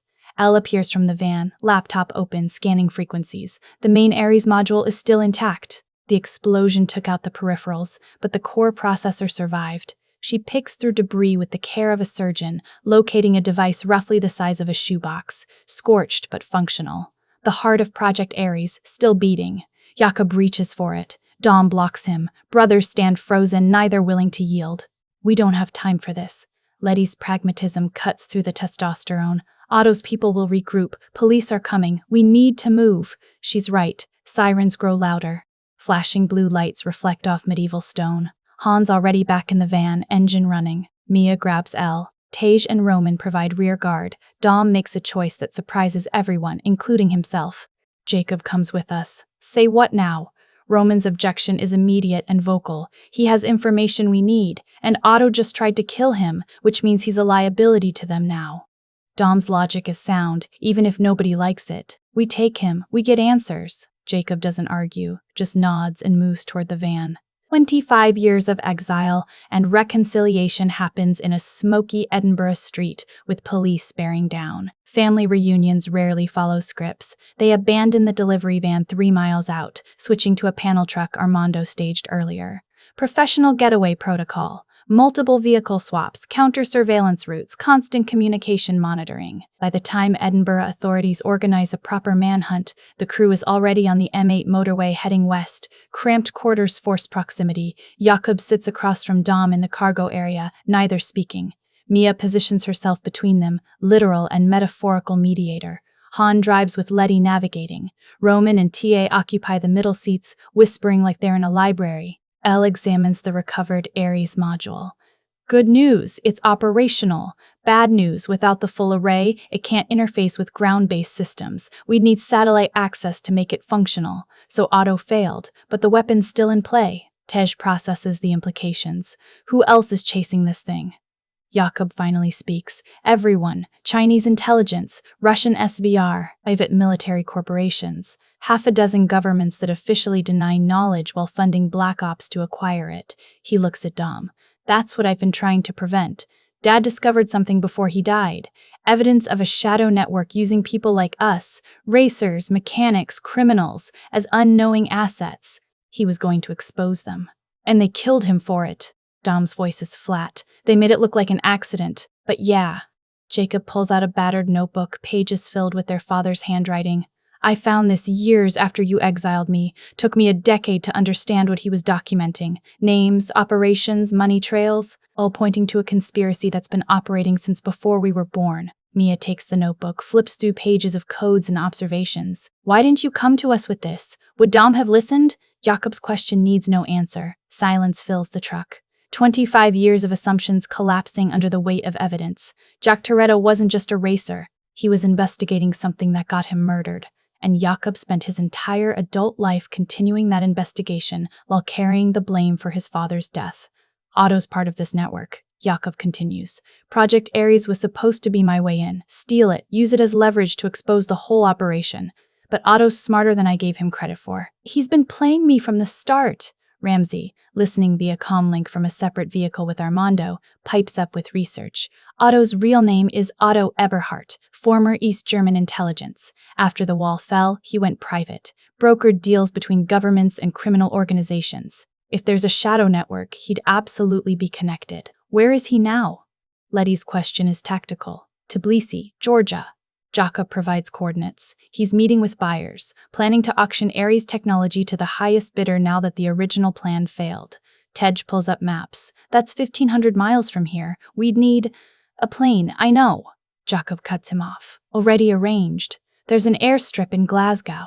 2 hours north. We can be in Tbilisi by morning. Trust doesn't rebuild in one conversation, but necessity creates strange alliances. The crew adjusts their trajectory, heading for Glasgow and whatever comes next. Roman uses the drive time to voice everyone's concerns. Just so we're all clear, we're now working with the guy who stole a government weapon and got us into this mess, to stop the guy HE was working with, to prevent something that might not even be real. That about cover it? Family's complicated. Han offers chips around. Nobody takes any. Glasgow's airstrip is exactly what you'd expect from an off-books operation. Abandoned hangars, cracked tarmac, the kind of place questions don't get asked. A cargo plane sits ready, not pretty, but functional. They're loading gear when Armando's phone rings. Short conversation in rapid Portuguese. He hangs up, expression grim. Otto knows we're coming. He's fortifying his position, bringing in heavy security. How heavy? Mia asks. Private army heavy, 200 mercenaries, armored vehicles, the works. He's turning that meeting into a fortress. Tej runs calculations. Even with surprise on our side, we can't assault that kind of force. We'd need military support, which we definitely don't have. Or we need to think differently. Elle's been working on her laptop running simulations. Otto's meeting is in a warehouse complex outside Tbilisi, but the real vulnerability isn't on the ground, it's above.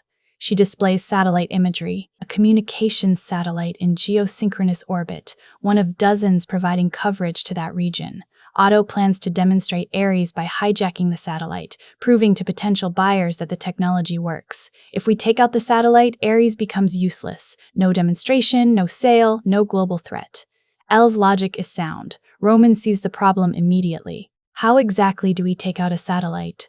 Last I checked, none of us are astronauts. Silence. Then Tej speaks, and his voice has that dangerous quality of someone about to suggest something insane. Rocket car. Rocket, what now? Roman's pitch rises. I've been developing designs for a vehicle with a Pontiac Fiero body and a rocket engine. Theoretical, mostly. But if we had the right components, the right fuel, the right launch trajectory, Tej trails off, doing math in his head. You want to drive a car into space. Roman enunciates each word. Into space, where there's no oxygen, no gravity, no drive-through restaurants. Technically, we'd only need to reach low Earth orbit, maybe 200 miles up. Tej is warming to the idea. Destroy the satellite, fall back to Earth in a controlled descent. Oh, controlled descent. Well, that makes it totally reasonable. Roman's sarcasm could cut steel. But Han's nodding. It's crazy enough to work. Otto won't be expecting an orbital assault. Nobody expects an orbital assault because it's literally impossible. Roman looks around for support. Right? Someone back me up here. We're talking about strapping a rocket to a car and hoping we don't die in the vacuum of space. Letty shrugs. I've seen crazier plans work. Name one. Brazil, the vault. Okay, that was crazy, but at least it was on Earth. Dom makes the decision. We need that satellite gone. If a rocket car is the solution, we build a rocket car. Tej is already on his phone, contacting suppliers. I need a Pontiac Fiero, solid rocket boosters, military grade, hydrazine fuel cells, heat shielding, in about 6 hours. Can you make that happen? Whoever's on the other end apparently can, because Tej confirms coordinates for a delivery in Tbilisi. Who's piloting this death trap? Mia asks the question everyone's avoiding. Tej and Roman exchange a look. Some unspoken communication passes between them. We'll do it. Tej's voice is steady. Will, what? Roman's steadiness is the opposite. You heard me. We volunteered. I absolutely did not volunteer. You volunteered. I'm just standing here wondering why everyone's lost their minds. But Roman doesn't back out. Complains, sure. Questions their collective sanity, absolutely. But when the moment comes to actually refuse, he stays silent. Because for all his protests and fear, he's family. And family shows up. The flight to Tbilisi takes 6 hours. Tej uses every minute planning trajectories, calculating fuel consumption, designing life support systems from scratch. Roman sits next to him, alternating between panic and acceptance. You know we're probably going to die, right? Roman's statement is matter-of-fact. Statistically, yes.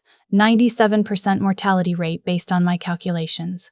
3%. We have a 3% chance of survival, and you're just cool with that?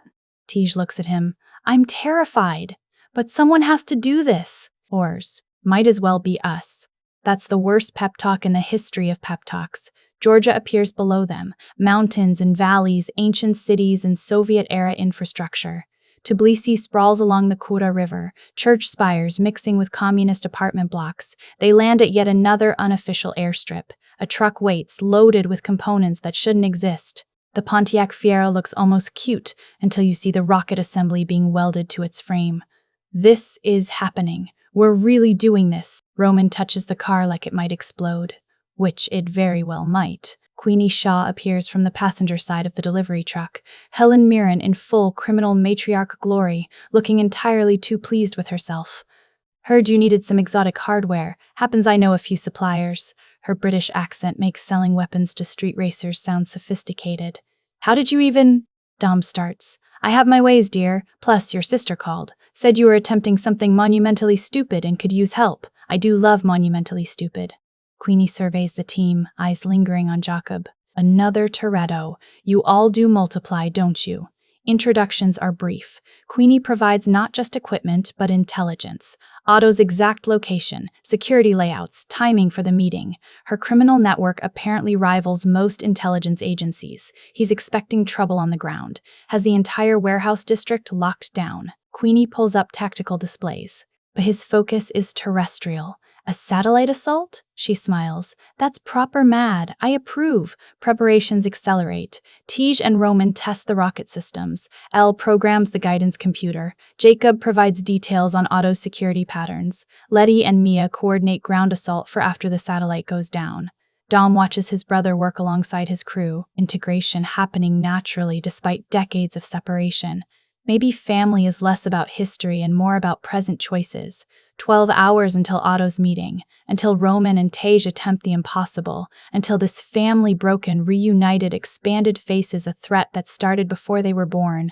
The rocket car gleams under Georgian sun. Beautiful, terrifying, absolutely insane. Just another day in the Toretto family business. Night falls over Tbilisi. The warehouse district sits quiet, too quiet. Otto's security perimeter extends 3 blocks in every direction. Rooftop snipers, ground patrols, surveillance drones painting the sky with infrared. Getting close requires either an army or a miracle. Good thing this crew specializes in the impossible. Jakob sits with Dom on the roof of their staging building, 2 brothers separated by 25 years and about 3 feet of Georgian concrete. Neither has spoken in 10 minutes. Words feel insufficient for the gulf between them. Tell me everything. Dom breaks the silence. About Dad. About what really happened. Jakob pulls out a cigarette, doesn't light it, just rolls it between his fingers, a nervous habit from another lifetime. Summer of 1989. Dad came to me one night, maybe 2 weeks before the race. Couldn't sleep. I found him in the garage, working on his car, except he wasn't really working, just staring at it. The memory plays behind Jakob's eyes. Dom can see him traveling back, becoming that 16-year-old kid again. He told me he was in debt, serious debt, not to banks, they would have been preferable, to people who use fear and violence as collection methods. He'd borrowed money to keep the garage afloat during a rough patch, thought he could pay it back with race winnings, but the wins didn't come fast enough. Dom's jaw clenches. Their father never mentioned financial problems, never let on that anything was wrong.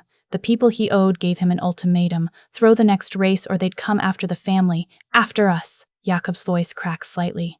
Dad couldn't do it. His pride wouldn't allow it, so he came up with a different plan. A breeze cuts across the rooftop. Somewhere in the distance, a dog barks. He asked me to introduce a mechanical failure, something subtle that would cause the car to lose speed during the race without being obvious sabotage. He'd still race hard, still give the crowd a show, but he wouldn't win.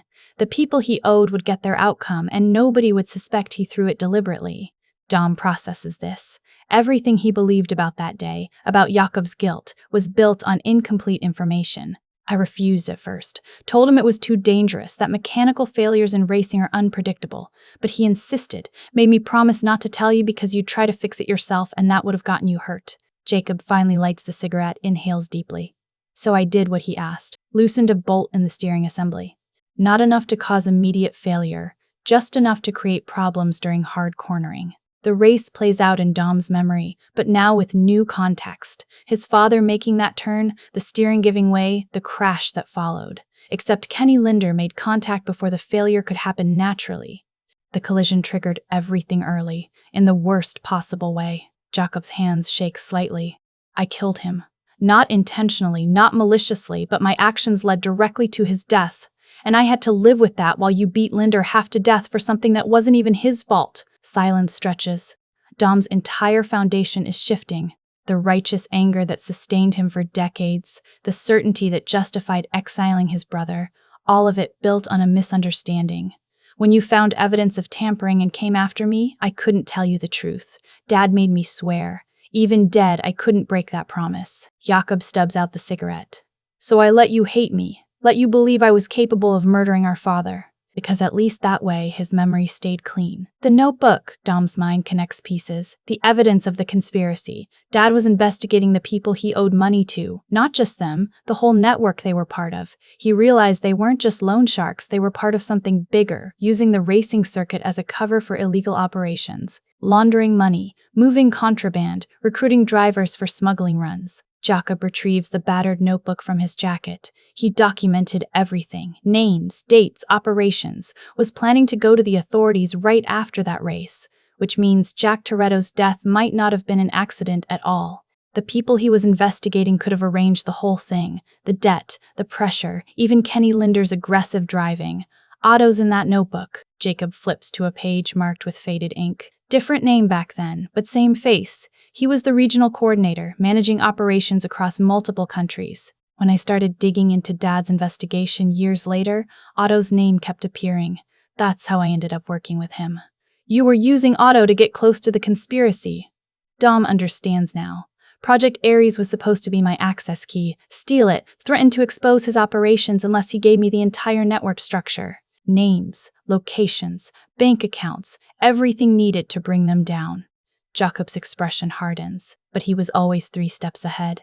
Knew I was Jack Toretto's son, was probably waiting for me to make a move. Below them, activity increases around Otto's warehouse. Vehicles arriving, armed personnel taking positions. The meeting is starting. Why come after us now? Why involve Mr. Us now?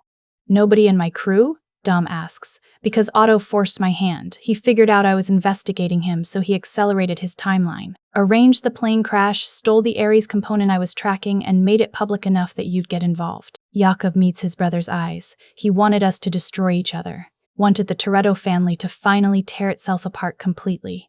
Instead, here they sit. Not friends, not yet, but no longer enemies. Mia's voice crackles through their earpieces. Rocket car is ready. Tej and Roman are suiting up. Ground teams in position. We're go in 20 minutes. 20 minutes until the most insane plan in a career full of insane plans. 20 minutes until 2 members of their family attempt to reach space in a modified Pontiac Fiero. Dom stands, offers his hand to Jakob. After this is over, we talk. Really talk. Clear everything. Jakob takes the offered hand. 25 years dissolve in that grip. Not forgotten. The pain and loss will always be there, but forgiven. Brothers again, for better or worse. They descend to street level where the crew finalizes preparations. The rocket car sits on a makeshift launch ramp, Tej and Roman climbing into pressure suits that look like they were assembled from spare parts and optimism. This is it, my last will and testament. Roman records a video message on his phone. To my family, I died doing something epically stupid in the name of saving the world. Please make sure my funeral has an open bar. We're not dying. Tej adjusts his helmet. Probably. Probably. He says probably like it's reassuring. Letty checks their oxygen systems one final time. Han verifies the guidance computer. Elle uploads targeting coordinates for the satellite. Everything is as ready as it can be, which is to say not merely ready enough. Launch window opens in 5 minutes. Queenie monitors satellite trajectories from her tablet. After that, the angle changes and you'll miss your target. Tej runs final systems checks. Fuel pressure, nominal. Engine temperature, acceptable. Likelihood of survival, terrible. He gives a thumbs up anyway. Roman climbs into the passenger seat, muttering prayers in at least 3 languages. If we survive this, I'm retiring. Opening a food truck, selling tacos, living a normal, boring, ground-based life. You said that after Brazil. Tej straps in. I meant it then too. Nobody listens to me. Ground teams move to their assault positions. Once the satellite goes dark, they have a 90-second window before Otto's security realizes something's wrong. 90 seconds to breach the warehouse, neutralize threats, and secure Otto before he escapes. Dom and Jakob will lead the assault. Letty and Mia provide overwatch. Han and Armando handle extraction. Elle stays back with technical support, ready to hack whatever systems need hacking. Countdown begins. 5, 4, 3. See you on the other side, brother, Tej says to Roman. Har, if there's another side. Big IF. 2, 1, ignition. Rocket engines explode to life with a roar that shakes buildings 3 blocks away. The Fiero launches skyward on a pillar of flame, accelerating so fast it becomes a streak of light against the night sky. G-forces crush Roman and Tej into their seats. Every system screams in protest. The car isn't designed for this. Nothing is designed for this. But it works. Impossibly, insanely it works. They climb. Atmosphere thins. Stars become visible without light pollution interfering. The curve of Earth appears below them, breathtaking and terrifying. We're in space. TJ's voice is odd. We're actually in space. I'm going to throw up in my helmet. Roman groans. This is not how I wanted to see the planet. Targeting systems lock onto the satellite. A communications hub the size of a school bus orbiting serenely, completely unaware it's about to be rammed by a Pontiac. TA fires maneuvering thrusters, adjusting their trajectory. Physics and mathematics converge. The satellite grows larger in their viewport. Impact in 3, 2, 1. Metal meets metal in the silence of vacuum. The satellite shatters, pieces spinning off into the void. The Fiero's front end crumples, but the cabin holds, barely. We did it, Tej confirms the destruction. Satellite is down! Great! Fantastic! Now how do we get home? Roman's panic is entirely justified. Re-entry is controlled chaos. Heat shields glowing red. Parachutes deploying at precisely calculated altitudes, the whole contraption falling like a meteor toward Georgian countryside. They hit the ground hard, bouncing, rolling, finally coming to rest in a farmer's field. Silence. Then Roman's voice, shaky but alive. I will never, EVER, complain about normal car chases again. On the ground, Dom's team breaches the warehouse. Without satellite connectivity, Otto's demonstration fails spectacularly. Buyers scatter. Security forces lose coordination. The advantage shifts instantly. Dom and Jakob move as one unit, covering angles, communicating through instinct more than words. Years apart, but the foundation remains. They're still brothers, still Torettos. Otto stands in the center of the warehouse, watching his empire collapse. He sees Dom approaching, sees Jakob beside him, and smiles. The family reunites. How touching. His accent is thick with mockery. Did you enjoy my little performance? Jakob moves faster than Dom can stop him, crossing the space, slamming Otto against a support beam. Where's Mr. Nobody? Gone. Released hours ago once I realized the satellite wouldn't save me. Otto doesn't struggle. But you're too late to stop what's coming. The network your father discovered? It's bigger than you imagine. Destroying me changes nothing. Dom pulls Jakob back before he does something permanent. Then you're coming with us. You're going to tell us everything. Except Otto has one final play, a detonator in his hand. The warehouse is rigged. Enough explosives to level this entire block. If I go down, I'm taking you with me. But he's forgotten about Elle. About the tech genius monitoring every frequency. She triggers the detonator's jamming sequence remotely. The device in Otto's hand goes dead. Looking for this signal? Elle's voice comes through Otto's own comm system. Sorry, blocked. Otto's confidence evaporates. Security closes in. Not his anymore, but Georgian authorities responding to the chaos. Queenie's connections apparently extend to local law enforcement. It's over. Otto captured. The threat neutralized. Family standing together. For the first time in 25 years, the Toretto brothers stand side by side, unified. Otto's arrest should feel like victory, should feel like the end. Georgian police haul him away in restraints. The warehouse secured. Project Aries components safely contained. Tej and Roman are alive, having survived literal space travel in a car held together with hope and engineering audacity. But something's wrong. Elle's laptop starts flashing warnings before anyone can celebrate. We've got a problem, a big one. Otto wasn't the primary operator, he was middle management. Explain. Dom's already moving toward her position. Someone else has been controlling this operation remotely. They have access to Otto's network, his resources, and… Elle's face goes pale. They just activated a fail-safe protocol. If Otto goes offline, the entire system transfers to a new operator. Ramsey leans over her shoulder, scanning code. Who? Who takes over?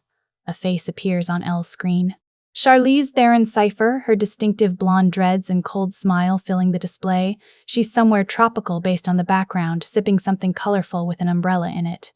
Hello, Toretto family. Congratulations on your little reunion. Her voice drips condescension. Did you really think Otto was running the show?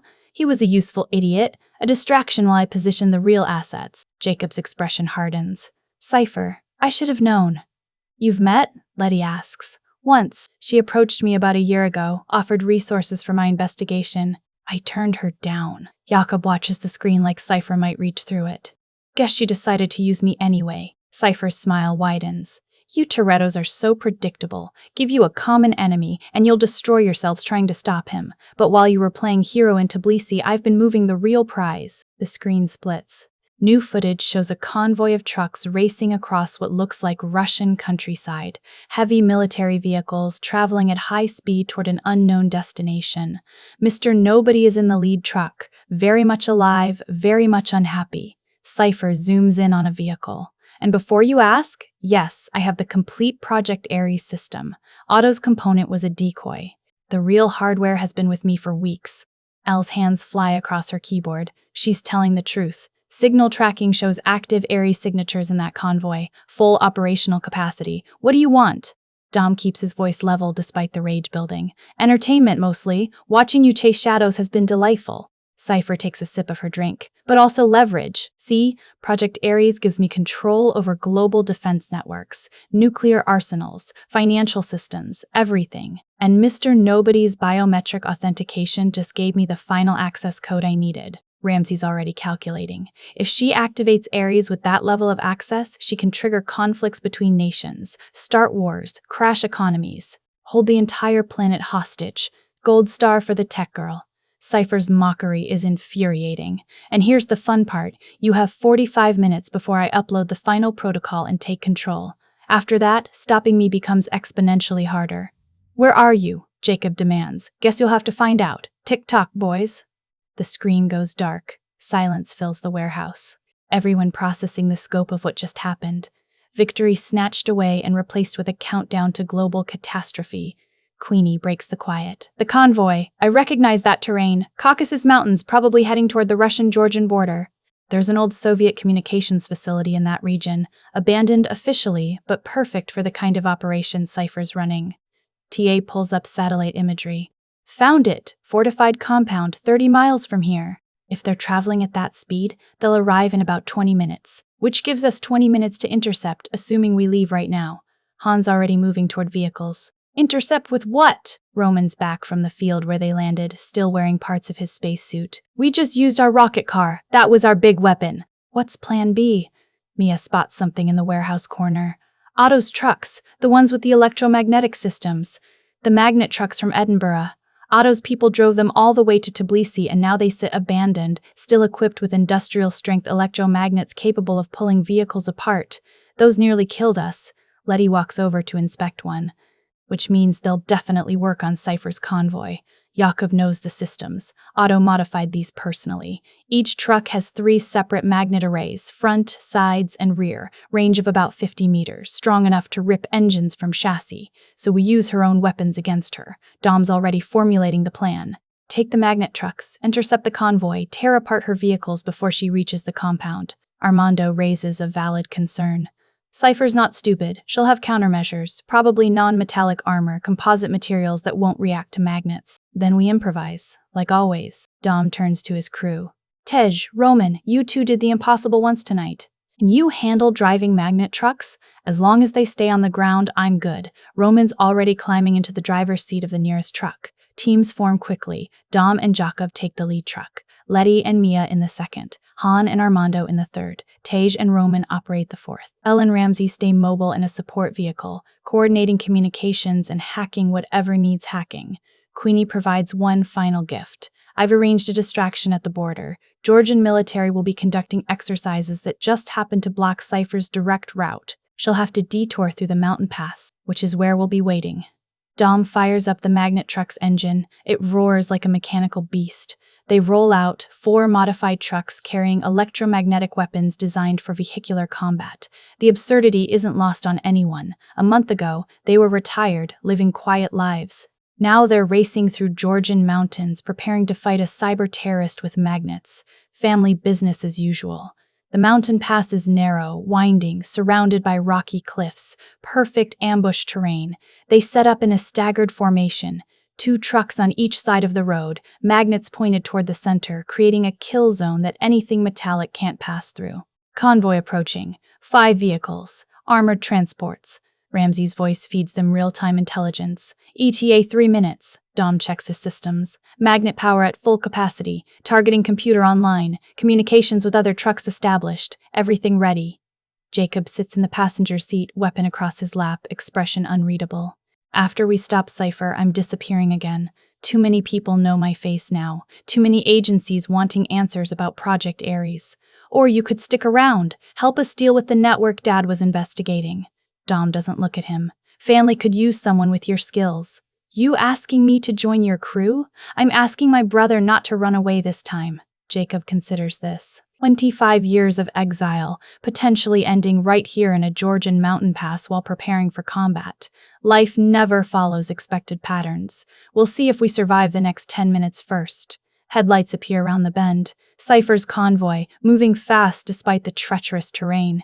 Lead vehicle is a modified APC, Russian military surplus with heavy plating. 4 more vehicles follow in tight formation. Wait for it.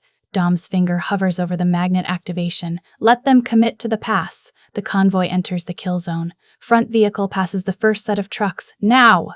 4 electromagnetic arrays activate simultaneously. The effect is immediate and devastating. Metal screams as magnetic forces rip into Cipher's vehicles. Armor plating peels away. Axles bend. Engines tear from mounts. But Cipher planned for this. The vehicle's internal structures are composite materials, carbon fiber and ceramics that don't respond to magnetic fields. The outer shells disintegrate, but the cores remain intact, still rolling forward on undamaged wheels. She hardened them against magnets, Letty reports. Cosmetic damage only. Cipher's vehicles return fire. Mounted guns open up, bullets sparking off the magnet truck's armor.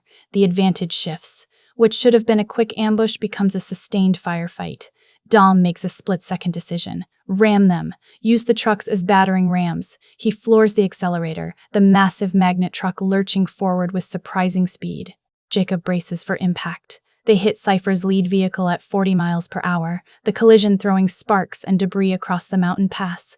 Cipher's APC spins out, loses traction, slides toward the cliff edge. For a moment it teeters, balanced between road and a 100-foot drop. Then it falls. Dom slams the brakes, watching the vehicle tumble down the mountainside. Was Mr. Nobody in that one? Negative.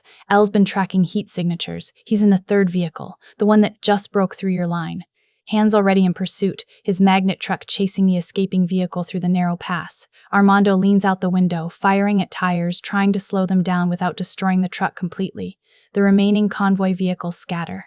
One tries to reverse, gets intercepted by Letty and Mia. Another attempts to climb the rocky terrain, fails spectacularly when Roman activates magnets that pull it sideways into a boulder.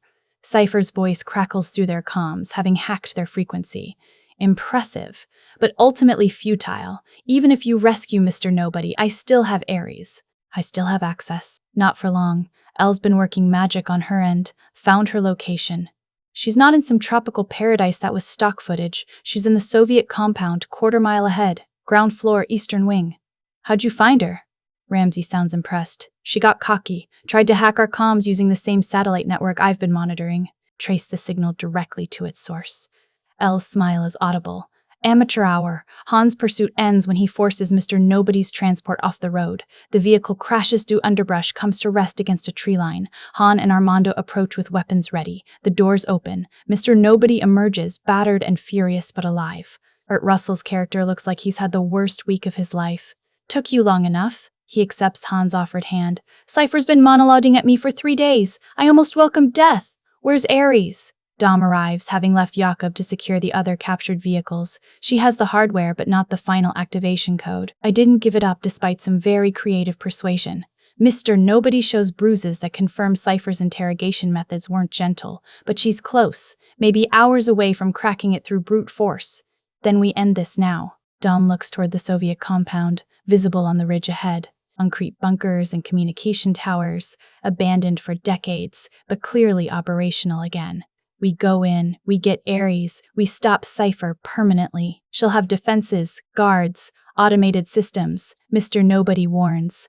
Good, I'm tired of running. Time to take the fight to her. The assault on the compound happens fast. No time for elaborate planning, just aggressive action. Jakob, Letty, Mia, Han, and Armando breach from 3 directions simultaneously. TA and Roman provide overwatch with the magnet trucks, using the electromagnetic systems to disable security equipment. Cipher's mercenaries put up resistance, but they're fighting a crew that stopped terrorists, brought down criminal empires, and literally gone to space. The compound falls in under 15 minutes. Cipher herself is in the control room, surrounded by servers and displays showing global networks. She doesn't run when they enter, just turns, still holding that same mocking smile. You win. Congratulations. She gestures to the Aries hardware. Take it. Destroy it. Save the world. Too easy. Jakob doesn't trust it. What's the catch? No catch. You stopped me. I lose. But her eyes say otherwise. Elle bursts in, laptop showing critical data. It's a trap! She uploaded a worm into the Aries system. If we shut it down now, it triggers and spreads to every network Aries touched. Crashes everything. Financial markets, power grids, hospital systems. Global chaos. Cipher's smile widens. I told you, if I can't have control, nobody gets stability. Shut down Aries and you'll kill more people than I ever could. Ramsey works the problem. There has to be a way to purge the worm without triggering it. There isn't, I made sure. Cipher's confidence is absolute. So what's it going to be, Toretto? Let me keep Aries active with my access, or crash civilization trying to stop me. Dom looks at Elle. Can you remove her access without shutting down the system? Maybe. It would require recoding the core authentication protocols while the system's running. One mistake and... do it. Elle and Ramsey work together, fingers flying across keyboards, diving into code that was designed to be impenetrable. Minutes tick by. Cipher watches, amusement fading as she realizes they might actually pull this off. Got it! Elle hits a final key. Cipher's access revoked. System stable. Worm quarantined. Impossible. Cipher lunges for the keyboard. Jakob intercepts her, restrains her with practiced efficiency.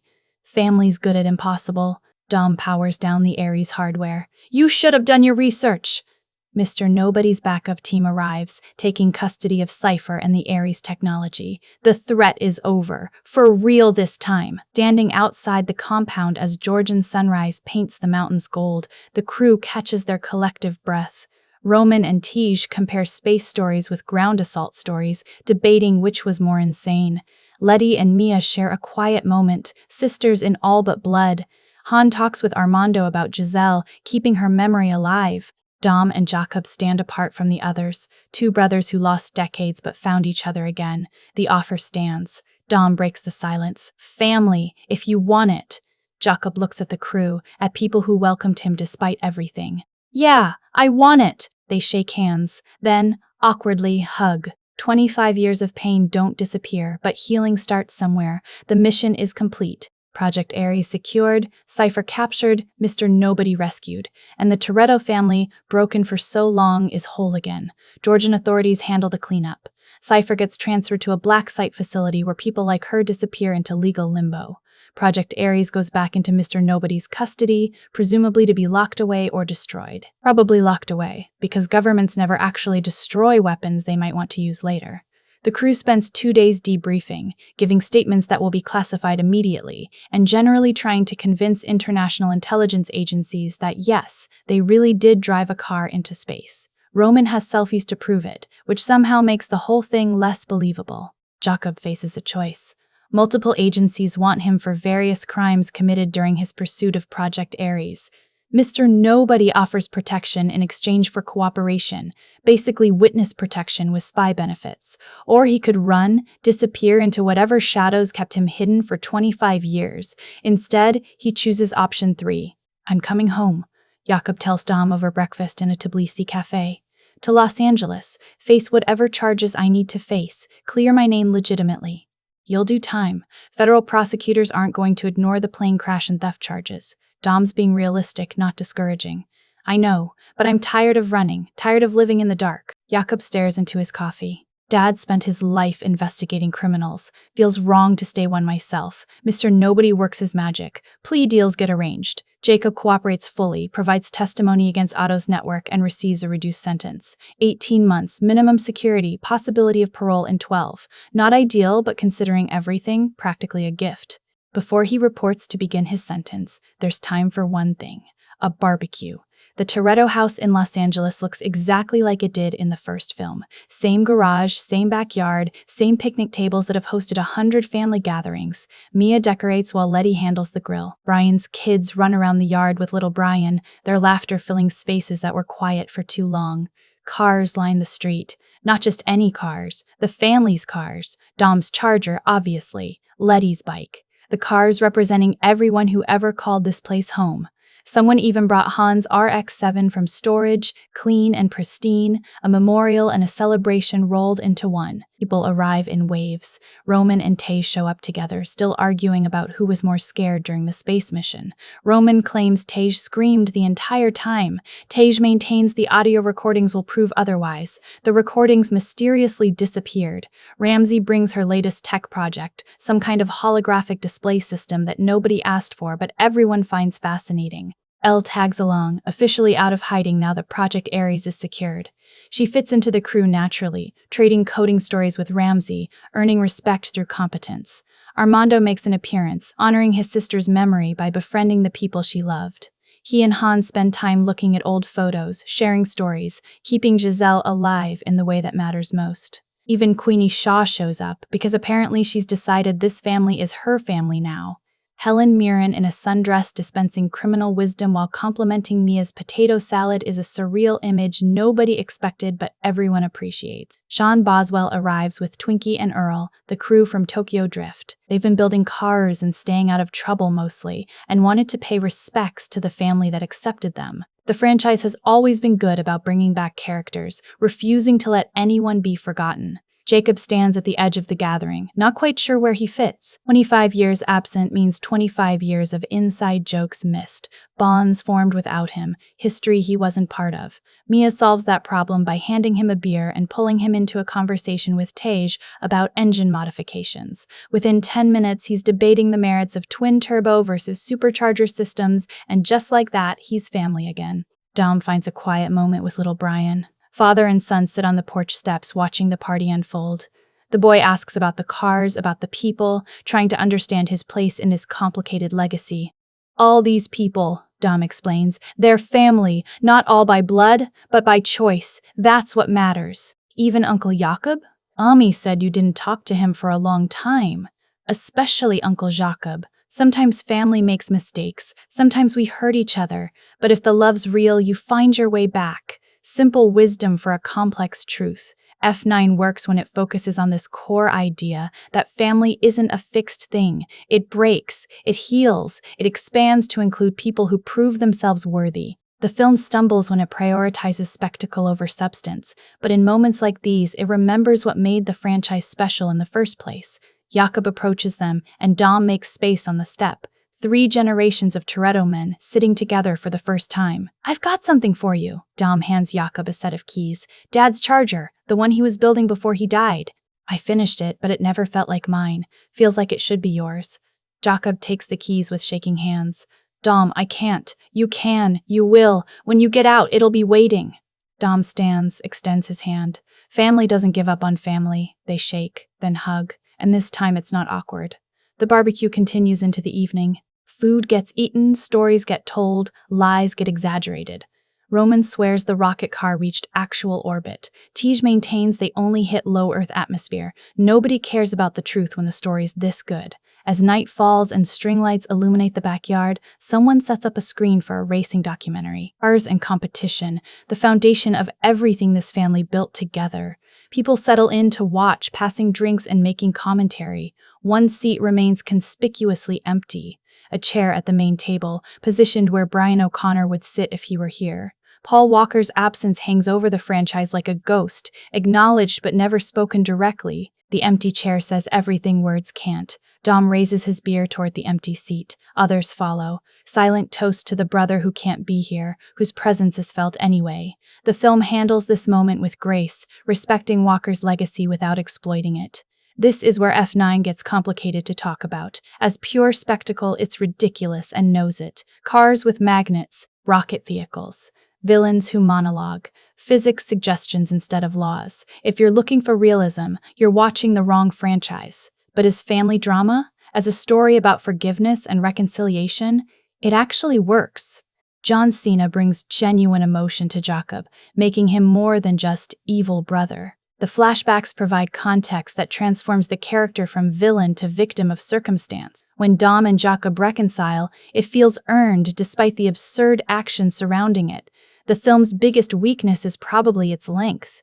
2 hours and 23 minutes is a lot, and some sequences could have been trimmed. The middle section drags slightly, and certain action scenes feel repetitive. How many times can characters survive impossible crashes before it loses impact? Also, Cipher's role feels underutilized. Charlize Theron is a phenomenal actress, but she spends most of the movie on screens delivering exposition. Her character deserves better than being the remote villain who shows up for sequel setup.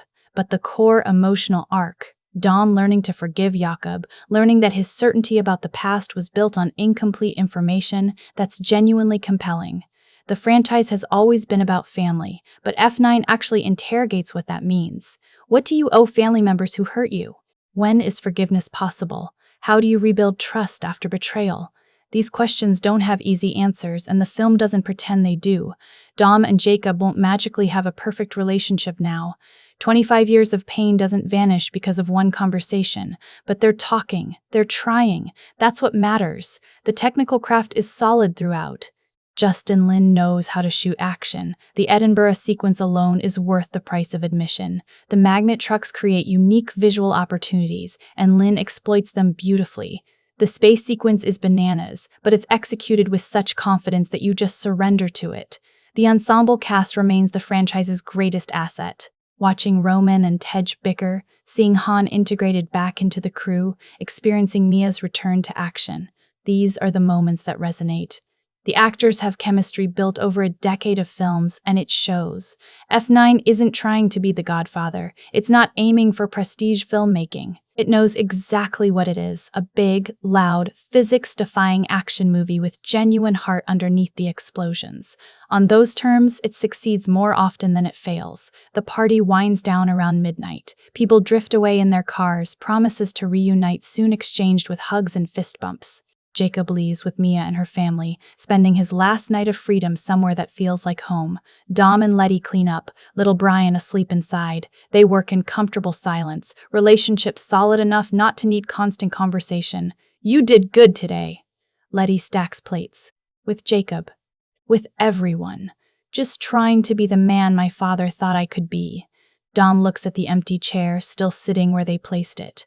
Took me 25 years to realize that meant forgiving, not just protecting. He'd be proud. Of both his sons, maybe, probably. Jack Toretto remains the franchise's motivating ghost, the standard everyone measures themselves against. Whether the real man could have lived up to the legend doesn't matter anymore. What matters is that his sons found their way back to each other. The lights go off. The Toretto house settles into quiet. Outside, the street holds cars that represent a family's history. Every model a memory, every engine a story. Tomorrow brings new challenges. Jakob's sentence. Cipher's eventual escape, because villains always escape. New threats that will require new, impossible solutions. But tonight, there's peace. There's family. There's a barbecue where everyone who matters showed up and remembered why they keep risking everything for each other. That's F9. Ridiculous, heartfelt, excessive, and genuine. A franchise that refuses to take itself too seriously while absolutely meaning every word about family and loyalty. 9 films in, it still knows how to make you care about characters who should have died a dozen times over. If you enjoyed this deep dive into F9 and the Toretto family saga, hit that like button and subscribe for more movie breakdowns. Drop a comment telling me which Fast and Furious film is your favorite and why. Or if you think the franchise jumped the shark, let me know when you think that happened. I read every comment and love hearing different perspectives. Thanks for sticking with me through this 25,000-word journey. Whether you're here for the cars, the action, or just the beautiful chaos of watching Vin Diesel talk about family while driving through buildings, I appreciate you. Until next time, remember, it doesn't matter if you win by an inch or a mile. Winning's winning. Stay safe out there, and I'll see you in the next one.